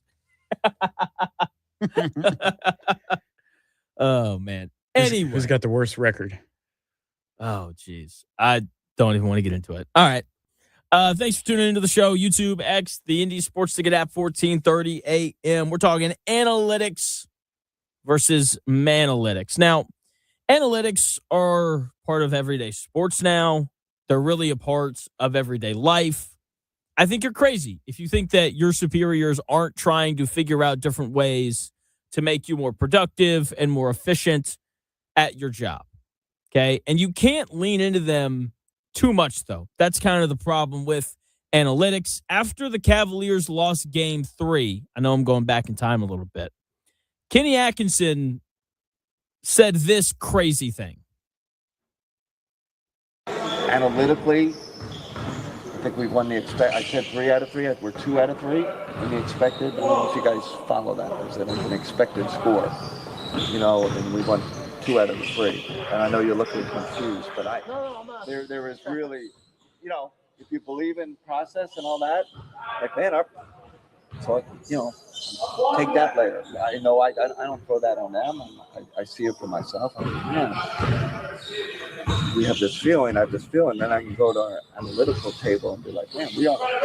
Last night it was the expected score was like 1 point or 2. Us shooting way below expected, them shooting way over. I know no one wants to hear that. I think you guys like hearing that. I know, general public, no one wants to hear that. Everyone's outcome based. And, sure, I get that too. What an idiot. I know no one wants to hear me say this, but I'm going to say it anyway. Say the thing. Say it. The thing. No, whatever you were talking about. He said, so he starts and he goes, analytically, we're up 2-1. We've shot way under our expected shooting and they've shot way over. When you look at like the expected score, like we've won 2 of these games. And then later he's like, I know no one wants to hear me say that, but it's like, then why'd you say it? Like you can't say you're analytically up 2-1 when you're down 3-0 in reality and then go get crushed in Game 4 to get swept. I guess after that game, it was analytically tied 2-2. But in reality, the Cleveland Cavaliers got swept. Okay, and the annoying part about that quote is you can portray that sentiment without bringing up the record. Like he very easily could have just said, we like the shots we're getting. They're just not falling. And everyone would have been like, sure. And we moved on. I don't know if I would have agreed with that. But that's what you're supposed to say as the head coach. Not, we're up 2-1 when you look at it analytically. Now, that quote didn't cost him his job, though, which is surprising. But it's a good thing because I think Kenny Atkinson's a good coach, even though he made one stupid comment. Okay, but this is the problem with analytics. We need more manalytics. That's what we need. Say, Jonathan, what are manalytics? It's trusting your eyes and noticing what's going on with the people actually playing the game. Okay? We need more. Analytics may say that we should be winning this series, but we're down 3-0, so we should probably make some adjustments because of that. I think that would have been smart from Kenny Atkinson. Instead of just, continuing to do the same thing that resulted in you getting swept. We need more of analytics say that I should take my starting pitcher out the 3rd time through the order, but he's got 5 pitches working, and the only hit he gave up was a blooper off of a shattered bat. I think I'll leave him in. Analytics have become too important. We've forgotten that sports aren't played on spreadsheets. They're played in the real world with real people not numbers. And like that has to be remembered in all of this. Like numbers don't account for players getting hot or cold. Numbers don't account for the adjustments that teams make from game to game. Analytics are great. They're important. They've made sports better. But they're not everything. Analytics are like a GPS. It's an incredibly useful tool that helps you navigate. But if your GPS tells you to turn right and you look out the window and see a giant concrete wall or an open lake, you don't just turn right because the machine told you to. You use these things called your eyes. And right now, some coaches are driving straight into lakes like they're Michael Scott because the computer said that it was a road. Great episode of The Office, by the way. Dwight pulling Michael out of the lake is so funny. Anyway, the other thing about analytics is analytics are designed to be used over a long period of time, like an 82-game season or a 162-game season or a 17-game season. In a 7-game series or one playoff game on the road, they don't always hold up. Just ask the Boston Celtics if they held up this year. The law of averages doesn't hold up over a 14-day window in which 7 games are played. Everyone is going to make fun of Kenny Atkinson for this quote, and they should, because it's an incredibly dumb quote. But this isn't the first time that we've seen this happen. The difference is the coaches that made the mistakes didn't say analytically we're up 2-1. For example, Kevin Cash pulled Blake Snell in Game 6 of the 2020 World Series. This is like the holy grail of analytics gone wrong. Blake Snell was absolutely dealing for the Tampa Bay Rays. He'd struck out 9 Dodgers, only allowed 2 hits. He'd only thrown 73 pitches. But the analytics said that pitchers drop off drastically the third time through the lineup. So Cash pulled him based strictly on a spreadsheet. The bullpen comes in. They immediately surrender the lead. And the Rays go on to lose the World Series, something that they've never won before. And the rest is history. Analytics are a good thing, but they're not everything. The other thing that was frustrating about that in 2020 was when you looked at Blake Snell's numbers, the lowest batting average he allowed was his third time through the order. I'll never forget it. It really upset me. In 2018, Game 7 of the Western Conference Finals, Warriors, Rockets going at it.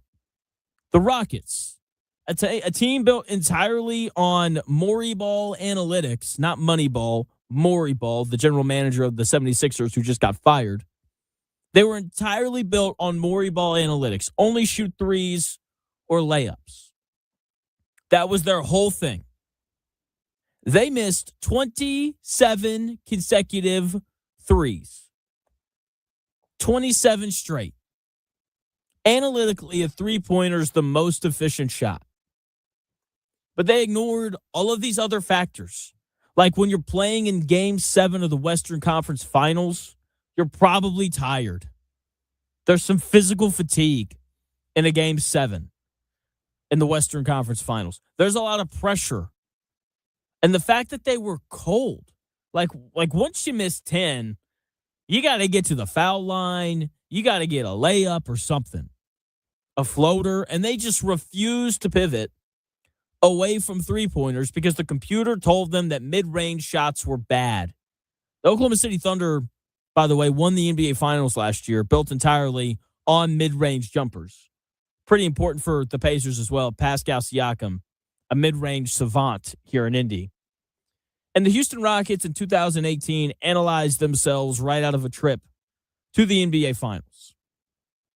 Do you guys remember Brandon Staley, defensive coordinator who's he the defensive coordinator for?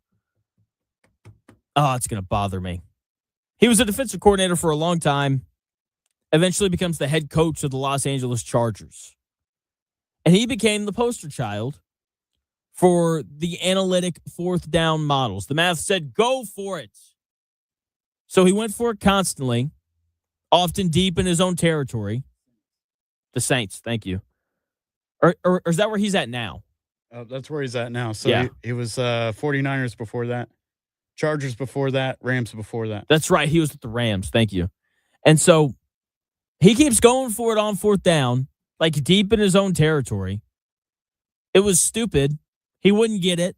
His defense then gave up points, and it repeatedly cost them games until he got fired. He wasn't there very long, by the way. Analytics are a good thing, but they're not everything. Okay, I'm not saying banish the data. I think that would be stupid. Okay, if you aren't using analytics to prepare, then you're falling behind. But analytics should be a flashlight, not a crutch. Okay, it's supposed to illuminate the path before you, not walk it for you. When a coach tells you that they're winning analytically while losing physically, it's time to turn off the computer, look out the window, and start coaching the game that's actually happening on the floor. Okay? Pay attention to what's actually going on. Reality, much more important than whatever your computer and your spreadsheet is telling you.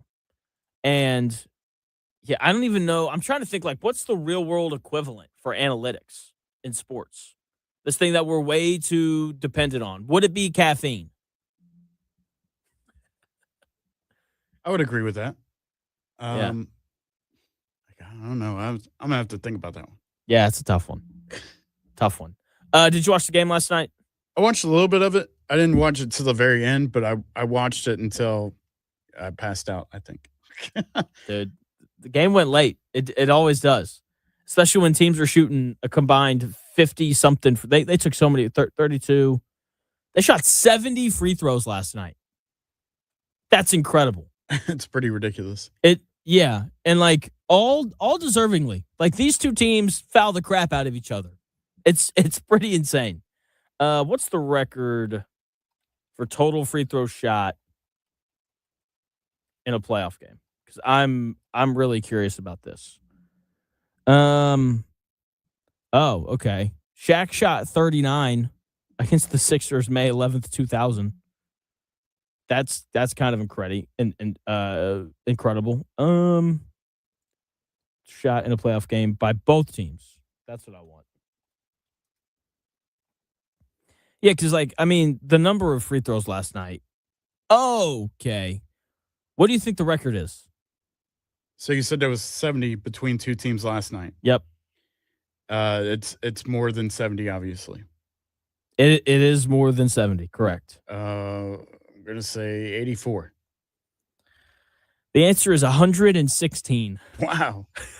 That's way off. Could you imagine? It happened March 17th, 1956. The St. Louis Hawks and the Minneapolis Lakers had a game that went to overtime. The final score was 116 to 115. Hawks won. And the combined free throw attempts for both teams reached 116. That's insane. There was a lot of touch in that game. A lot of illegal touching. Not good. Not good. But now the free throw thing with San Antonio and Oklahoma City, it's so overblown. Drives me crazy. It's like there's I should have grabbed it, but the clip of Stephon Castle looking into the camera after being asked about all of his fouls, he's like, I'm just not afforded, the same leash that those guys are. And then you cut to video of him guarding, and he's two-hand shoving SGA every time he touches the basketball. It's yeah, man, that's definitely a foul. Have you seen viral videos of Castle shooting free throws and the crowd heckling him?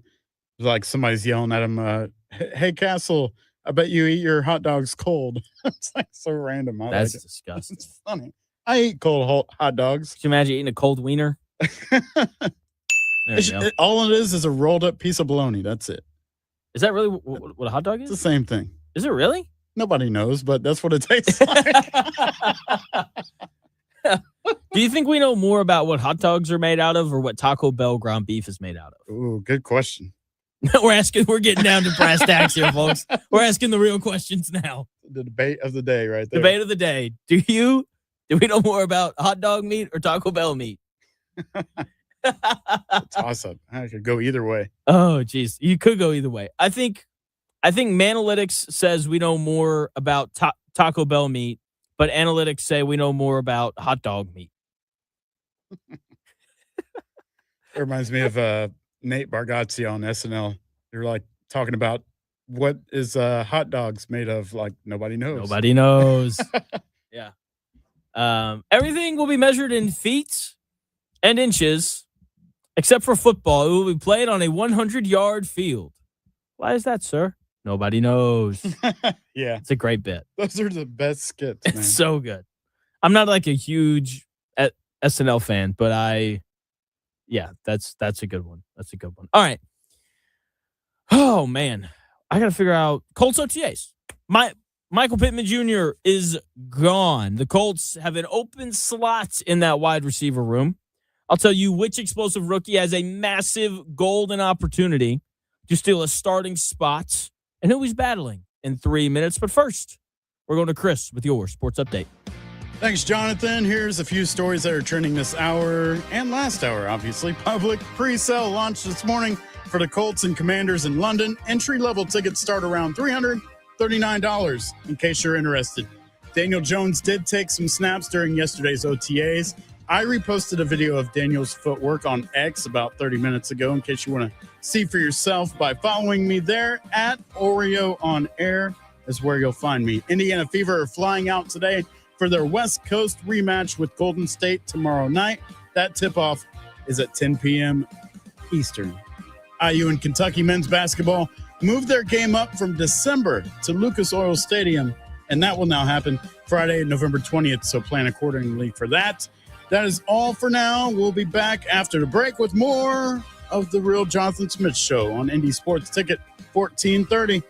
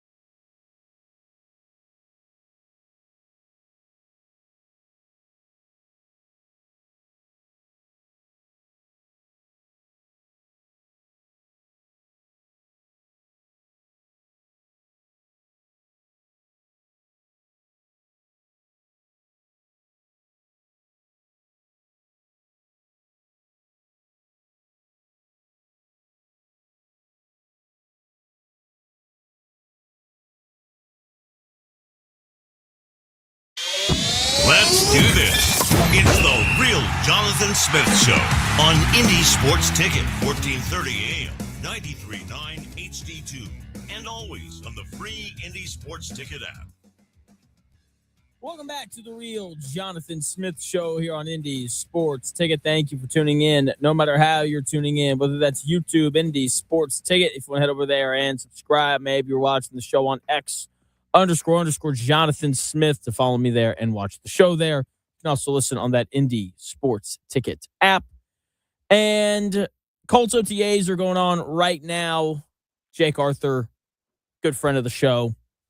They're doing 11 on 11s right now. Daniel Jones is not participating. He's only doing positional work. And Anthony Richardson Sr. went first at quarterback.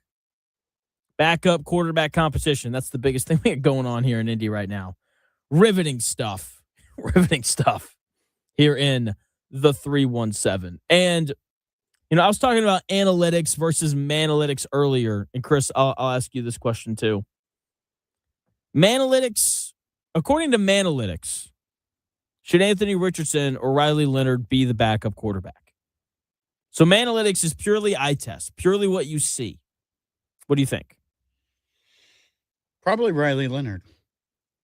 In the small time that he fit in last season, towards the end of the season, you got to admit it wasn't that bad, but it wasn't as bad as Richardson. However, Richardson can run the ball. He's a little bit more careless. He's a little bit stronger. So I don't know. I think I would manalytically choose Riley Leonard over, just because he's the most recent sample I have to use. Does that make sense? Yeah, I would like to play neither of them. I think at that point, the Colts should just sell lottery tickets to fans to see who's going to play quarterback that week. That's a good idea. It's like Charlie and the Chocolate Factory. Seriously, yeah. Buy the latest Mr. Beast Bar Colts edition for your chance to be the starting quarterback for the Colts against the Kansas City Chiefs week 2 on Sunday Night Football. Oh, that'd be crazy. That's so fun. Okay, I don't know, man. Like, the Riley Leonard stuff, his numbers are incredibly similar to Anthony Richardson's. Like, he only completed 58% of his passes last year. 2 touchdowns, 3 picks. Didn't really throw the ball very far. Like, his average depth of target wasn't very good. It's just not, I don't know, man. I think I'd rather not watch the games, honestly. At that point, that's what Manalytics tells me. Manalytics tells me to just turn the channel. The Colts are running one of Daniel Jones, Riley Leonard, or Anthony Richardson out there this year. And I don't know, man. I guess I would rather have Anthony Richardson because I feel like the ceiling's higher. Like, you can get cheap touchdowns, and sometimes you can cheap touchdown your way to wins. Like, for example, like, he can hit Alec Pierce on a 70-yard bomb for a touchdown. That's a very possible thing that can happen when he's your quarterback. Whereas with Riley Leonard, I don't think that's really an option. Anthony Richardson can run quarterback power off tackle and rip a 40-yard run. Not really an option when Riley Leonard's your starting quarterback. And so I just think that if you're going to be less efficient on offense, which whether it's Anthony Richardson or Riley Leonard, then I want the guy who can help me be more explosive, because then I don't have to be as efficient, if that makes sense. Yes. I didn't know you were done. Yeah, sorry. Yeah. What I was thinking about, I don't know if you're old enough to remember whenever Dan Orlovsky or Curtis Painter played. Yeah, running out of the back of the end zone. Right. Would you take either of those two over Riley Leonard and AR? Dan Orlovsky or who was the other one? Curtis Painter. He was like the fill-in for a while when Peyton went down. Like, I'm trying to remember. When you were little, probably. Curtis Painter. All right, Curtis Painter. Absolutely not. Would you like to guess Curtis Painter's career numbers? He also looks like the villain from the Incredibles. That's fair. He does do like his ears stick way out. He's got a little faux hawk going on. Anyway, but you're not taking either of those that I named over. Here are Curtis Painter's career numbers. You ready? What do you think his record was as the starter? Not good. He started 8 games. Right. It was probably 1-7 if I had to guess. 0-8. Yeah. Didn't win one. Right. What do you think his career completion percentage is? Not good. Not good. I'll give you this. It's lower than 58%. I believe that. 51.6% completion percentage. Okay. Average yards per attempt was under 6, which is pitiful. His touchdown to interception ratio is half. It's 0.5. He threw 6 touchdowns and 13 interceptions. Pretty bad. So that's definitely don't want him. Let's look at Orlovsky. He was at least in the league for a decade. He was the quarterback also in Detroit that went 0-16, right? Yeah, probably. Yeah, he went 0-7 in 2008 in the games that he started. What do you think? He started 12 games in his career. What do you think his record was? 1-11. I'll give him 1. He went 2-12. Okay. Won both games in an Indianapolis Colts uniform. Went 2-3 as the starter here at Indy. So if only they could have given him a little more time, maybe he would have figured it out. What do you think his completion percentage was? Let's say 52. 58%. Wow. Yep. Okay. Yards per attempt was a little above 6. 15 touchdowns to 13 interceptions. Yeah, I'd rather have. I think I'd rather have Riley Leonard or Anthony Richardson than both of those guys. So what you're saying is there's a chance.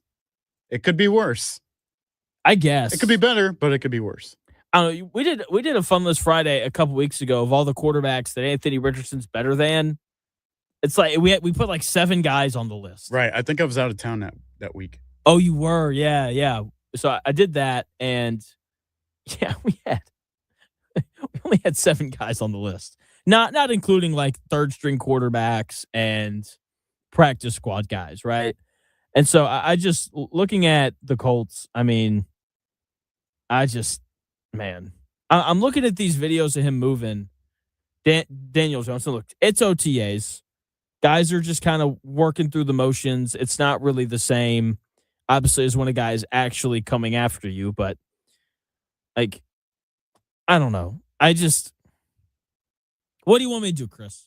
You want me to get excited because Daniel Jones shuffles his feet well right now when there's no offense, when there's no defensive lineman bearing down on him?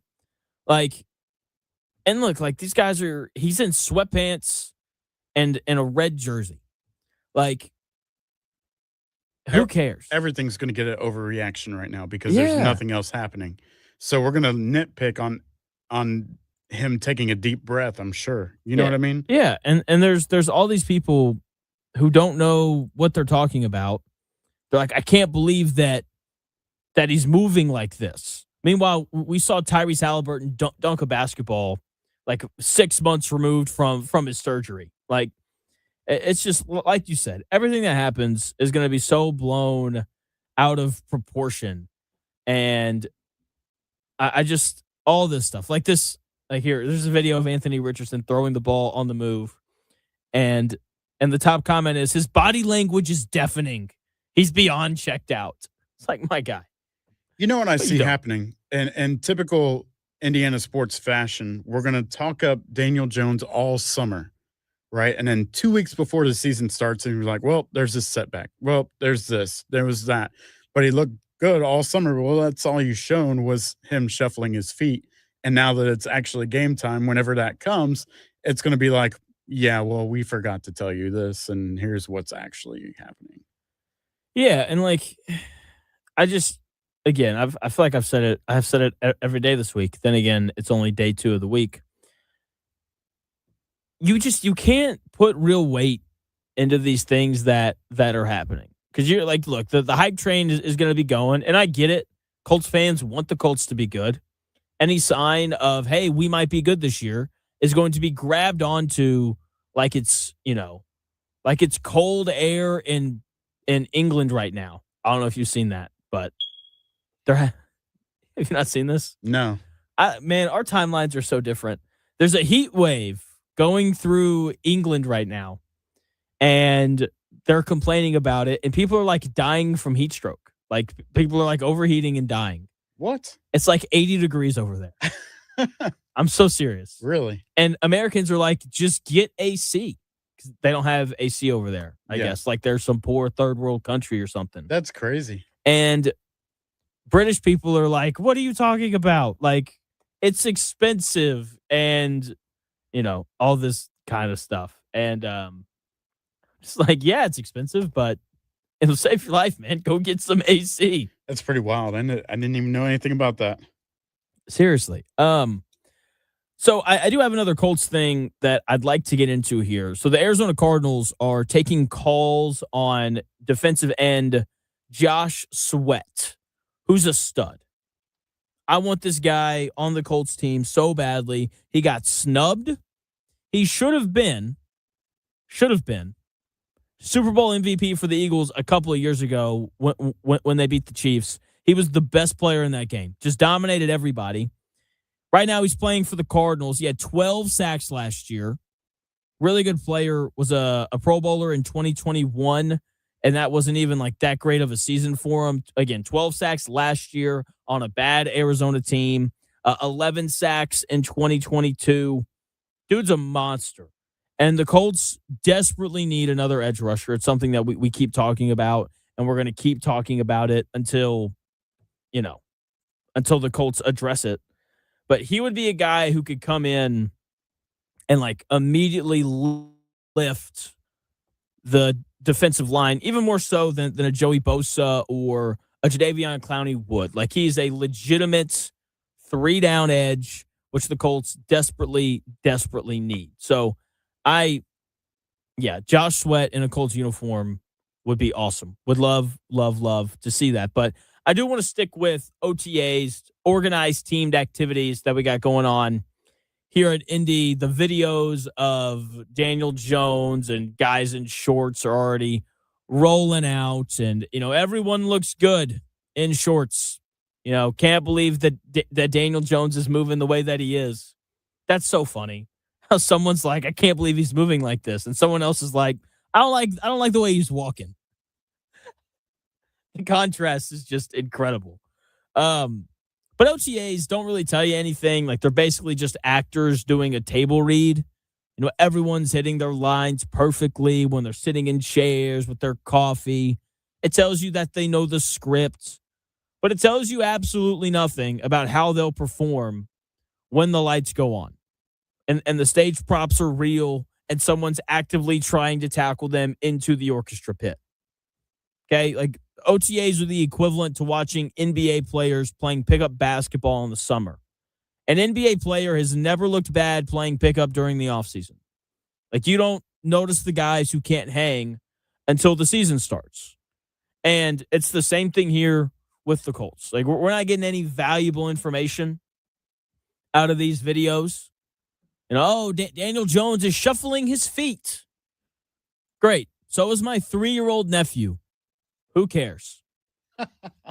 Seriously. Like, you tell me because my 3-year-old nephew can shuffle his feet that he's destined to be a great athlete? He's the next quarterback of the Colts. He apparently. is. I'm telling you. Leo Smith coming your way soon. Give him about 18 years.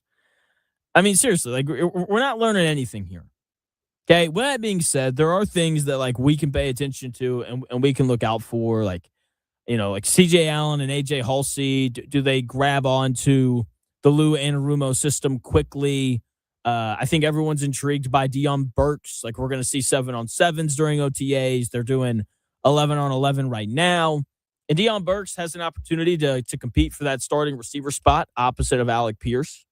Josh Downs, he'll get some looks at that spot as well. So we'll keep our eyes on how he looks. But like you're not getting tons of information during OTAs because you can't hit people. Like you can't. Like it's really hard to learn about offensive and defensive linemen during this time. But we'll learn a little bit about skill players Is Deion Burks creating separation against Sauce Gardner? If he can do it in shorts and a T-shirt, then he can probably do it in pads as well. Okay? But, we already know who Jonathan Taylor is. We know who, Alec Pierce, Tyler Warren, and Josh Downs are going to be this year. We know what this secondary looks like for the most part. The only interesting thing is Daniel Jones. How does he look coming off of the Achilles? I think the only defensive guy that should really be paid attention to is Justin Wally. How does he look playing in the slot opposed to playing on the edge? How does he look coming off the torn ACL? He's really the only guy in the secondary that I care about how he looks during OTAs. And that's just a health thing. Okay. And it's the same thing with Daniel Jones. How does he move? We know he shuffles his feet well. Does a great job of shuffling those bunions. Okay. How does he drive the ball off of his back leg? Looks fine. That's not really an Achilles thing anyway. How comfortable does he look making throws on the run? How comfortable does he look in general? Is he playing in pants every day so that we can't see his lower leg? That would be kind of concerning. Just saying, he's playing in pants today. I know we're looking for any story we can right now. Put your quarterback pants on. Daniel Jones refuses to expose himself and his Achilles. Good. I don't want Daniel Jones exposing himself at all, personally. I like what Timothy Bowman said on X. He said AR can't read a defense and know where the blitz is coming from. Tapping out is not okay. He'll take Leonard over AR. Solid. Fair enough. I get it. Analytics, they're important. But yeah, there's really three guys really worth paying attention to during OTAs. It's Deion Burks and the other guys competing for the starting receiver spot. It's Justin Wally and Daniel Jones. And again, we're not going to learn much. You're going to hear so many different things about guys popping and, Daniel Jones is moving great. Daniel Jones isn't walking very well. Whatever. Take it all with a grain of salt. Okay? We're doing the underwear Olympics right now. Okay? We've got some track star wide receiver who's going to look awesome, but then the shoulder pads are going to come on. It's going to be never mind. He's not good at football. Okay? Unless it's a rookie, I really don't care about what's going on at OTAs. Okay? Because you're just not learning much. Right? I'm sure that there will be some cool highlights, and I am intrigued to see what the coaches are saying during, everything that's going on. I do think that matters. But ultimately, I'm not going to listen to Bob from X telling me that Daniel Jones looks good or bad. Okay? I don't care what Bob from X has to tell me about it. So, again, hopefully the rookies look good. Hopefully they can catch on quickly. I think they will. I think the Colts drafted some smart players this year, which I like. I want the Colts to be a smart football team. I think that's an advantage. And so we'll see how they look, and hopefully it's a draft class that gets off to a hot start here in Indianapolis. So OTAs are going on. Every little thing matters. It's just so different from Indiana's spring camp. I'll tell you the difference between Indiana and the Colts camps in 3 minutes.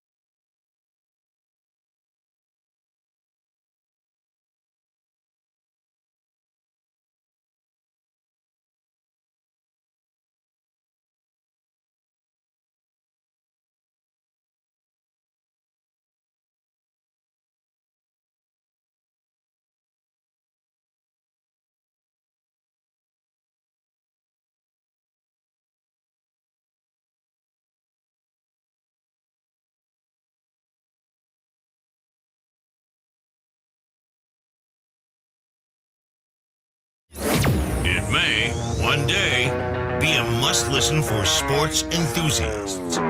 Yeah, and monkeys might fly out of my butt. Uh-oh.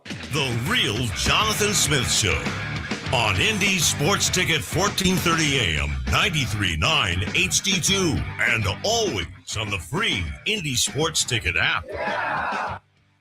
Welcome back to the Real Jonathan Smith Show here on Indy Sports Ticket. Thanks for tuning in. No matter how you're tuning in, YouTube, X, the Indy Sports Ticket app, 1430 AM. So many ways to listen. Really no excuse not to. We are already overreacting to everything happening at Colts camp. Everything's a big deal, from Daniel Jones's gait to how he shuffles his feet over these soft pads to Anthony Richardson taking the first snaps at quarterback during 11-on-11.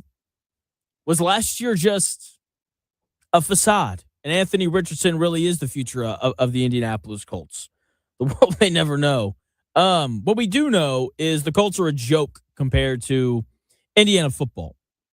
The difference between Indiana's camp, their spring camp, and Colts OTAs and the training camp to come is insane. They couldn't be more different. Everything the Colts do at their camp is a story. This player looked great today.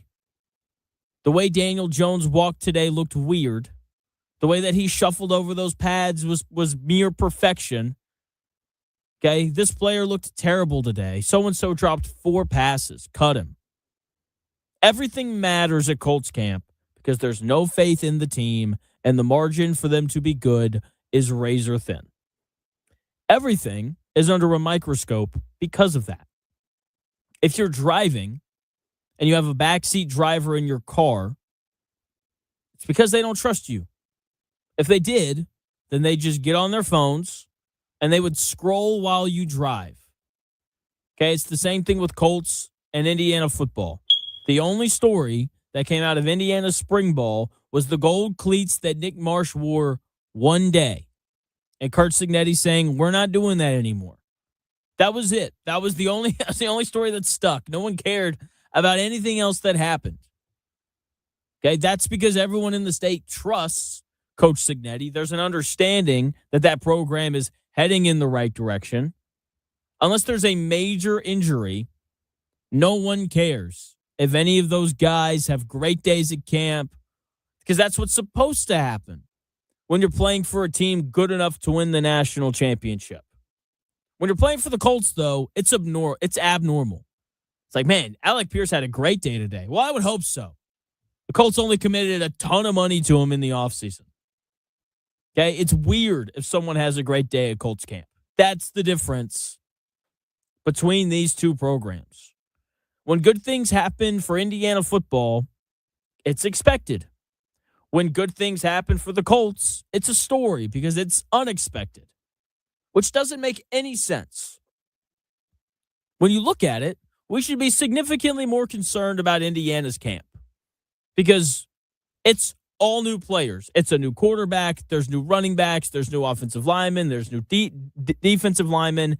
Basically, the entire secondary from last year's team is gone. Everything is different. Yet we don't care because there's so much trust in Coach Cignetti and in the Indiana football program right now. Meanwhile, for the Colts, a team that brings back basically the same guys every year, everything matters. Okay? Fans and media are like helicopter parents whose kids are on academic probation when it comes to the Colts. Like, we're checking the grade after every single assignment. It's like, oh, man, Daniel Jones looked good shuffling over foam pads. B-. Great. We're moving in the right direction. Daniel Jones's walk into practice the other day didn't look right. F. Gosh dang it. What are we going to do now? I mean, seriously, like panic followed by excitement, followed by panic. And it's not even just a Daniel Jones thing. You know, it's like, did a rookie corner that's not going to play this year get beat in single coverage? Oh, he did. Call the principal. We're in trouble. It's like we're hovering over everything because we're terrified of the failing grade that we've seen this regime continue to host over the last 6 years. Coach Cignetti, on the other hand, has earned like the cool, trusted parent status. Fans are pretty content to just kind of let him do whatever he wants. Let the kids go to their rooms, lock the door, and do their homework. You know that they're going to get it done. You don't need to see a rough draft of their essays because when the report card comes around, it's going to be straight A's. That's Coach Cignetti, and the Colts are the total opposite of that. And again, Cignetti's done that in 2 years. Pretty incredible stuff. So I just, it's so different.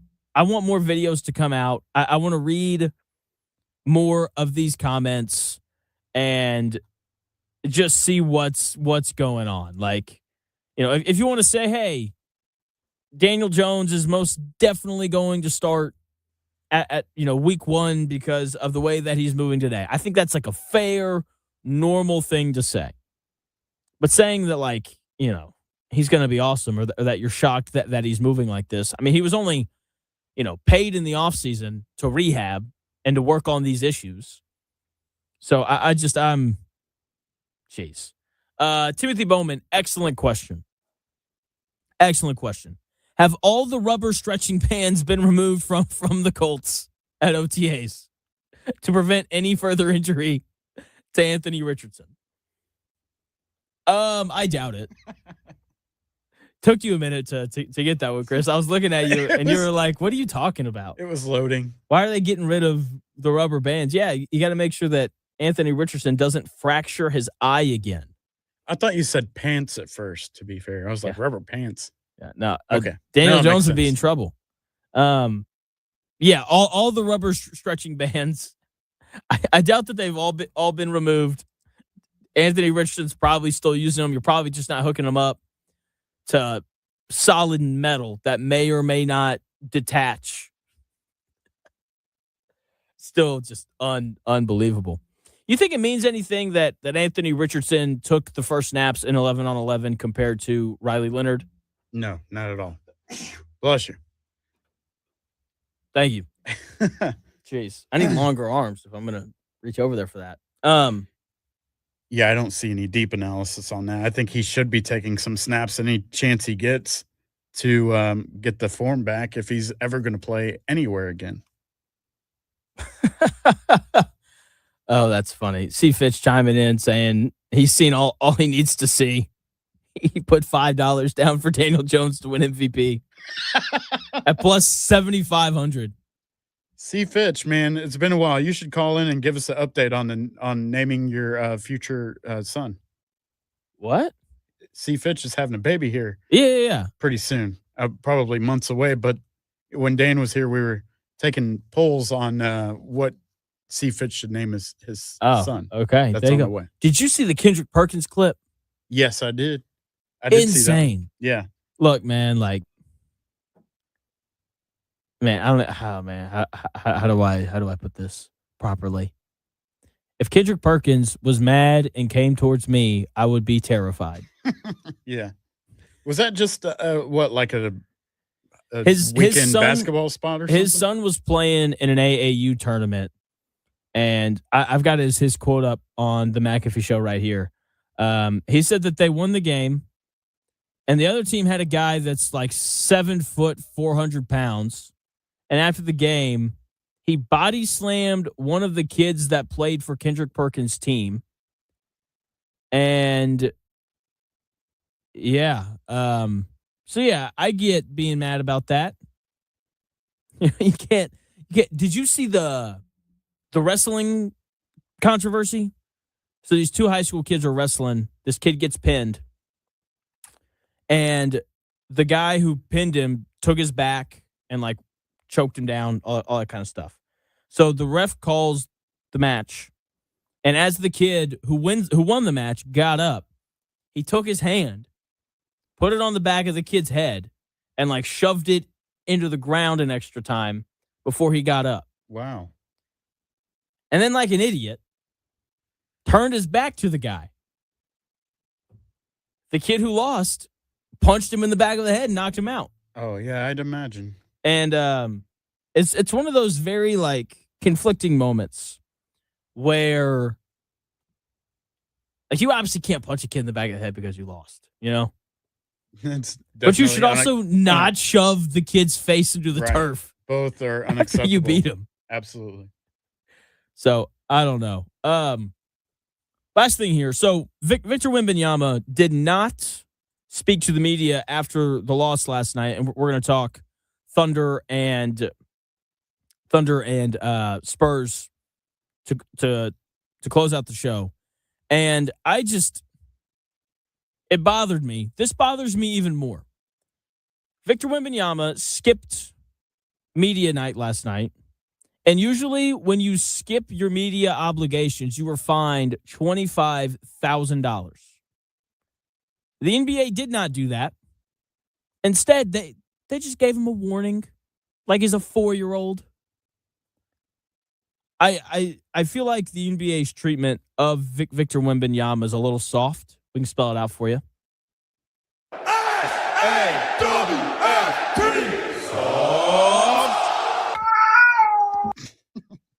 And I don't say that because I say that for two reasons. One, they didn't fine him when they should have for skipping media because they do it to everybody else.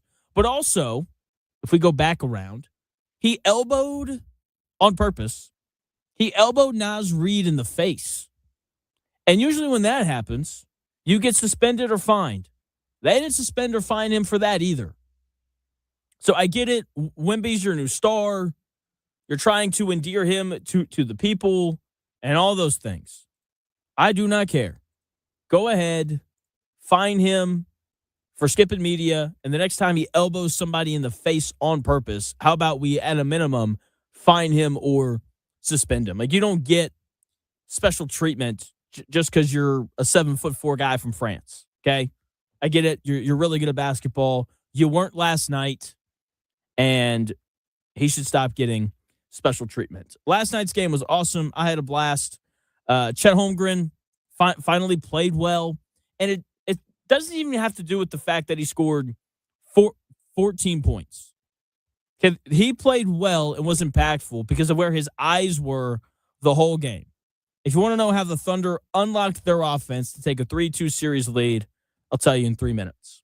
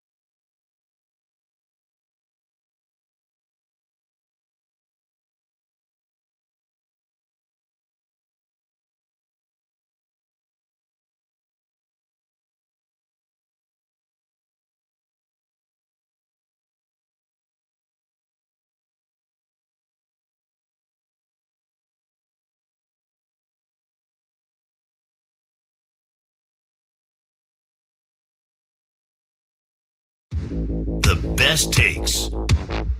Maybe. The Real Jonathan Smith Show on Indy Sports Ticket 1430 AM, 93.9 HD2, and always on the free Indy Sports Ticket app. Welcome back to the Real Jonathan Smith Show here on Indy's Sports Ticket. Thanks for tuning in, no matter how you're tuning in. YouTube, X, the Indy Sports Ticket app, 1430 AM. Doesn't matter how you're listening. It is greatly, greatly appreciated. Buzzard is on the line. What's going on, Buzzard? Hey, not much. Hey, you had mentioned the Kendrick Perkins AAU video that was out, and that just took me back to AAU tournaments a couple years ago, and that is the exact reason of why a weekend pass costs no less than $50 to get into an AAU tournament, because they gotta keep the numbers down to keep that stuff from happening.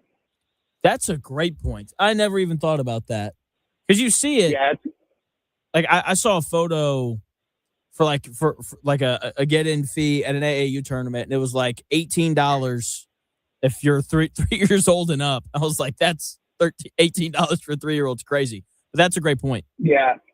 Yep. And people wonder why, but I mean, that's the exact reason. So the numbers for those, especially when you get into high school, the numbers there, the attendance is so low. So I go for I've gone travel for baseball, for volleyball, and for AAU. Everything else is around $20 for the weekend. AAU is north of 50, and it is just purely based on fights, guns, different things like that. So they actually closed Feast Fieldhouse for AAU basketball in Fort Wayne, which was a historical place for that. We've missed shootings on weekends at like the Pack and the Fieldhouse and different places like that. So it gets pretty nasty, and there's armed police there, and there's all kinds of stuff. So it's a problem. Yeah, and it's so interesting. Like, what is it about basketball that riles people up more than every other sport? Because it's not even just like AAU stuff. Like, if you go watch a church league basketball game, there's a decent chance you're going to see a fight, you know? Yeah. It's so like, take baseball. Like, you see videos, and there are fights in baseball between umps and all that kind of stuff. But typically for baseball, it's just duking it out.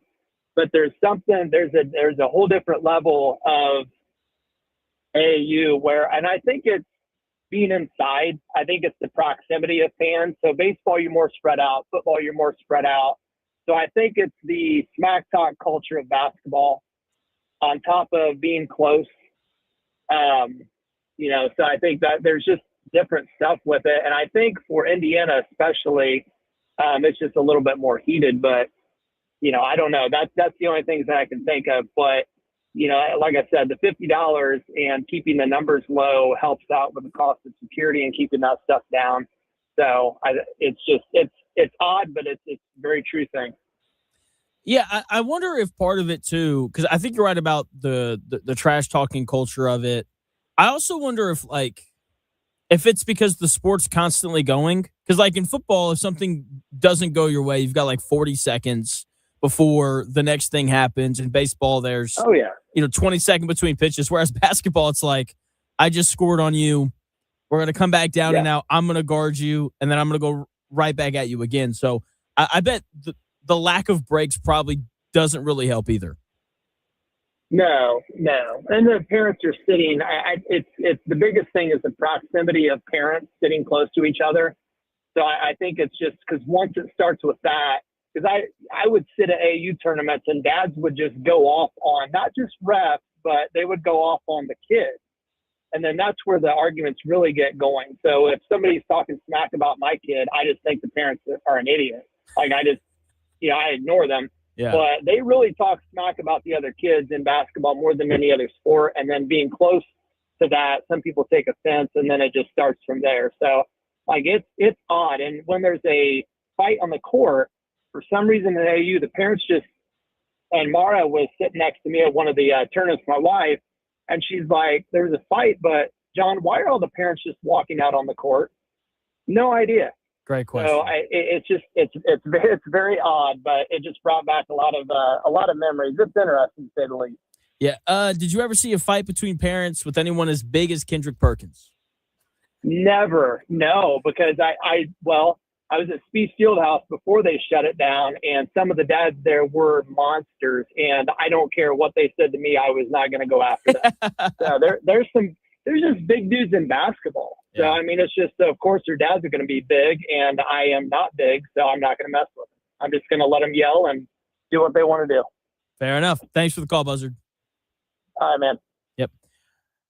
Always love it when Buzzard calls. We got a little bit of audio. Here is Shane Steichen talking about, Chris, is this about Daniel Jones and like how he looks coming off the injury? All right. Shane Steichen talking about Daniel Jones and how he looks coming off the injury.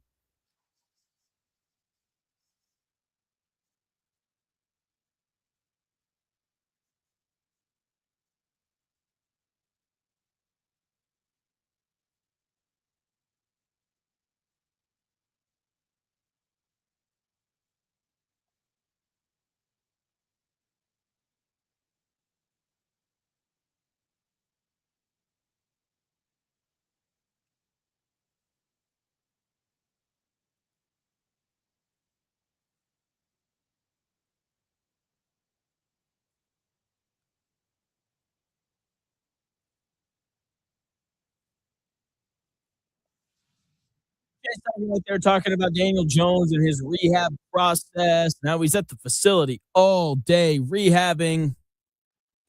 Great. So glad that Daniel Jones is doing his job.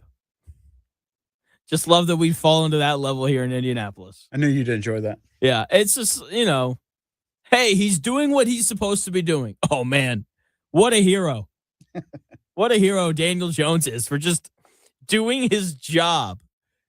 Just to go 8-9 or 7-10 or whatever it ends up being. Okay, so yeah, he's on track. He's probably going to start week 1. Like, look, it's good that he's out there. I'm glad that he can shuffle his feet. Great for him. Love that. But ultimately, like, we're not going to know until he gets hit. Right. I'm curious as to what the plan was if Richardson was traded or picked up by another team, because once Daniel Jones gets hit, if he gets injured and you have Riley Leonard, sure, but then what? Like, are you just calling Phillip Rivers back? What's the plan then? You know what I mean? I was kind of anxious to see what was going to. Who's that? I saw his name earlier. Hopefully, he never sees the field. Seriously, I mean, but yeah, it's an interesting thing because I know there's audio somewhere. They asked Anthony Richardson about his trade request and kind of how he's dealing with that. I know they talked to Kevin Bowen's got some stuff up from their conversation with Daniel Jones, asking him if he expects to be ready for week 1, to which Daniel Jones said absolutely, which, chalk that up on the list of things that you're supposed to say. It's like what do you want to say? Daniel, do you think you'll be ready for week 1? I don't know. You can't say that. It's like the one thing in that scenario that you just can't say. So again, like, I'm excited to hear the coaches talk about different players and things.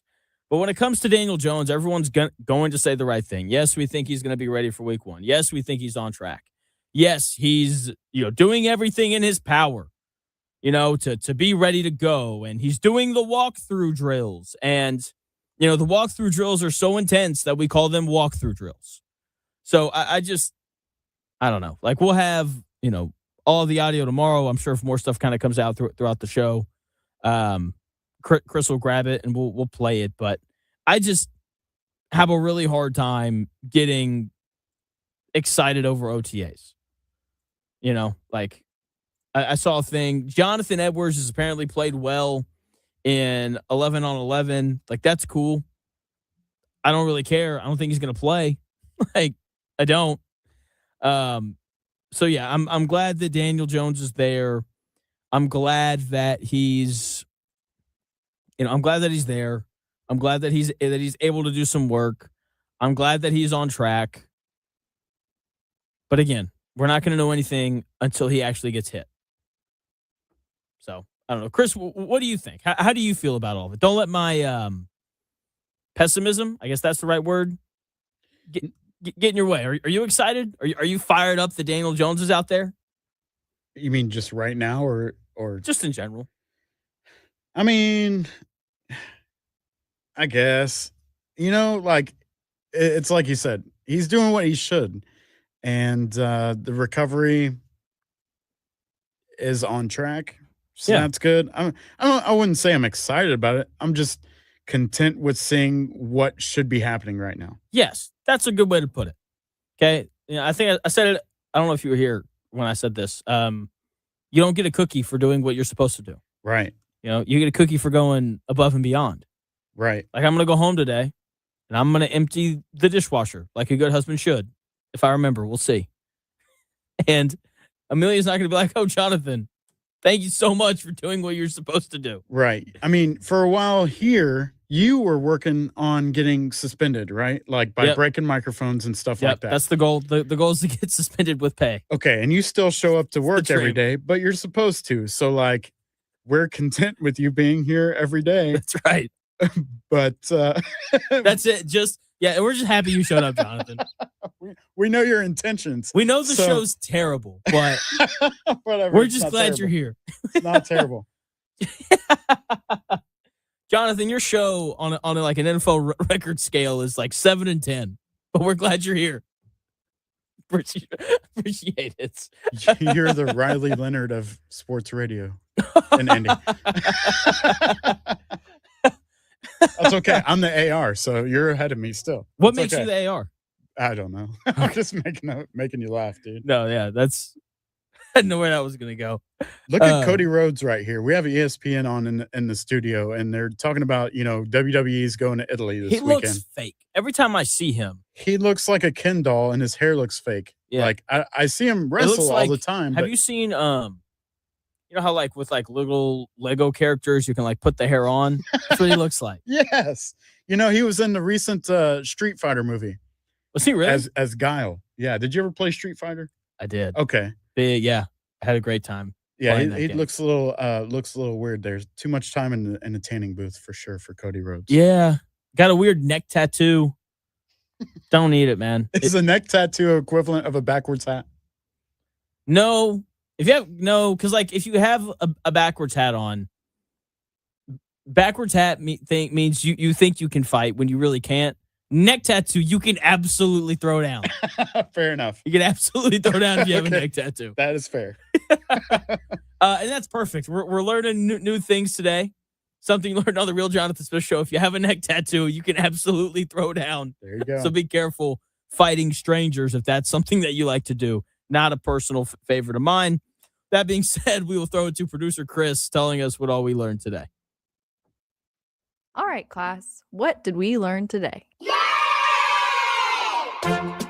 What if the neck tattoo is like a butterfly or something? Is that still counts? Okay. You're still a badass if you have a butterfly tattoo. Absolutely. On your neck. Very good. Okay. Good stuff. Here's what we learned today on the Real Jonathan Smith Show, as we do every day. Hot dogs are basically just slices of bologna rolled up. Yeah, there you apparently. go. Don't forget that. Manalytics is not a real word in the English dictionary, but Jonathan made it work. Very nice. Absolutely. Jonathan's social media feed has had lots of high school sports-esque violence with your wrestling and your, yeah. Yeah, fair enough. Fair enough. British people cannot afford air conditioning. Yep, learned that myself a couple days ago. We also learned that Daniel Jones shuffling his feet does not warrant a comeback player of the year award, regardless of what C-Fitch says. C-Fitch put $5 down for him to win MVP. He did. He's just looking for a reason. I love it. If he wins, that'd be awesome, though. It would be. Jonathan's nephew could be the next quarterback for the Colts at just 3 years old because he can also shuffle his feet. That's right. And finally, when Jonathan decides to have children, they will have more analogies than a normal human could ever imagine, and their heads might explode. When did we learn that? That's just what I learned. Okay. But I'm sharing what I learned as well, and that's what I learned on today's edition of the Real Jonathan Smith Show. Oh, that's funny. Good stuff. Good stuff as always. What a great way to Am end I the wrong? Show. Your amount of analogies, this has to be a genetic thing. Whenever you procreate, these kids are going to be saying analogies as soon as they are born. I mean, maybe. We'll see. The baby's going to be like, doctor, have you ever been to this side of the town? It's almost like being born is like walking down the street and passing a dirty laundry store at 2 a.m. or something crazy like that. Maybe. We'll see. I hope those aren't their first words. Your kids are going to be awesome. Anyway. I hope so. Continue. I hope so. That's all I got. Yeah, there's not much. That's how we wrap up the show. Thank you for tuning in today, no matter how you tuned in. Again, YouTube is Indy Sports Ticket. If you want to go subscribe, hop in the chat, be part of the conversation. You can watch the show on X _ Jonathan Smith. Follow the station account there as well at Ticket 1430 for updates on the show and things of that nature.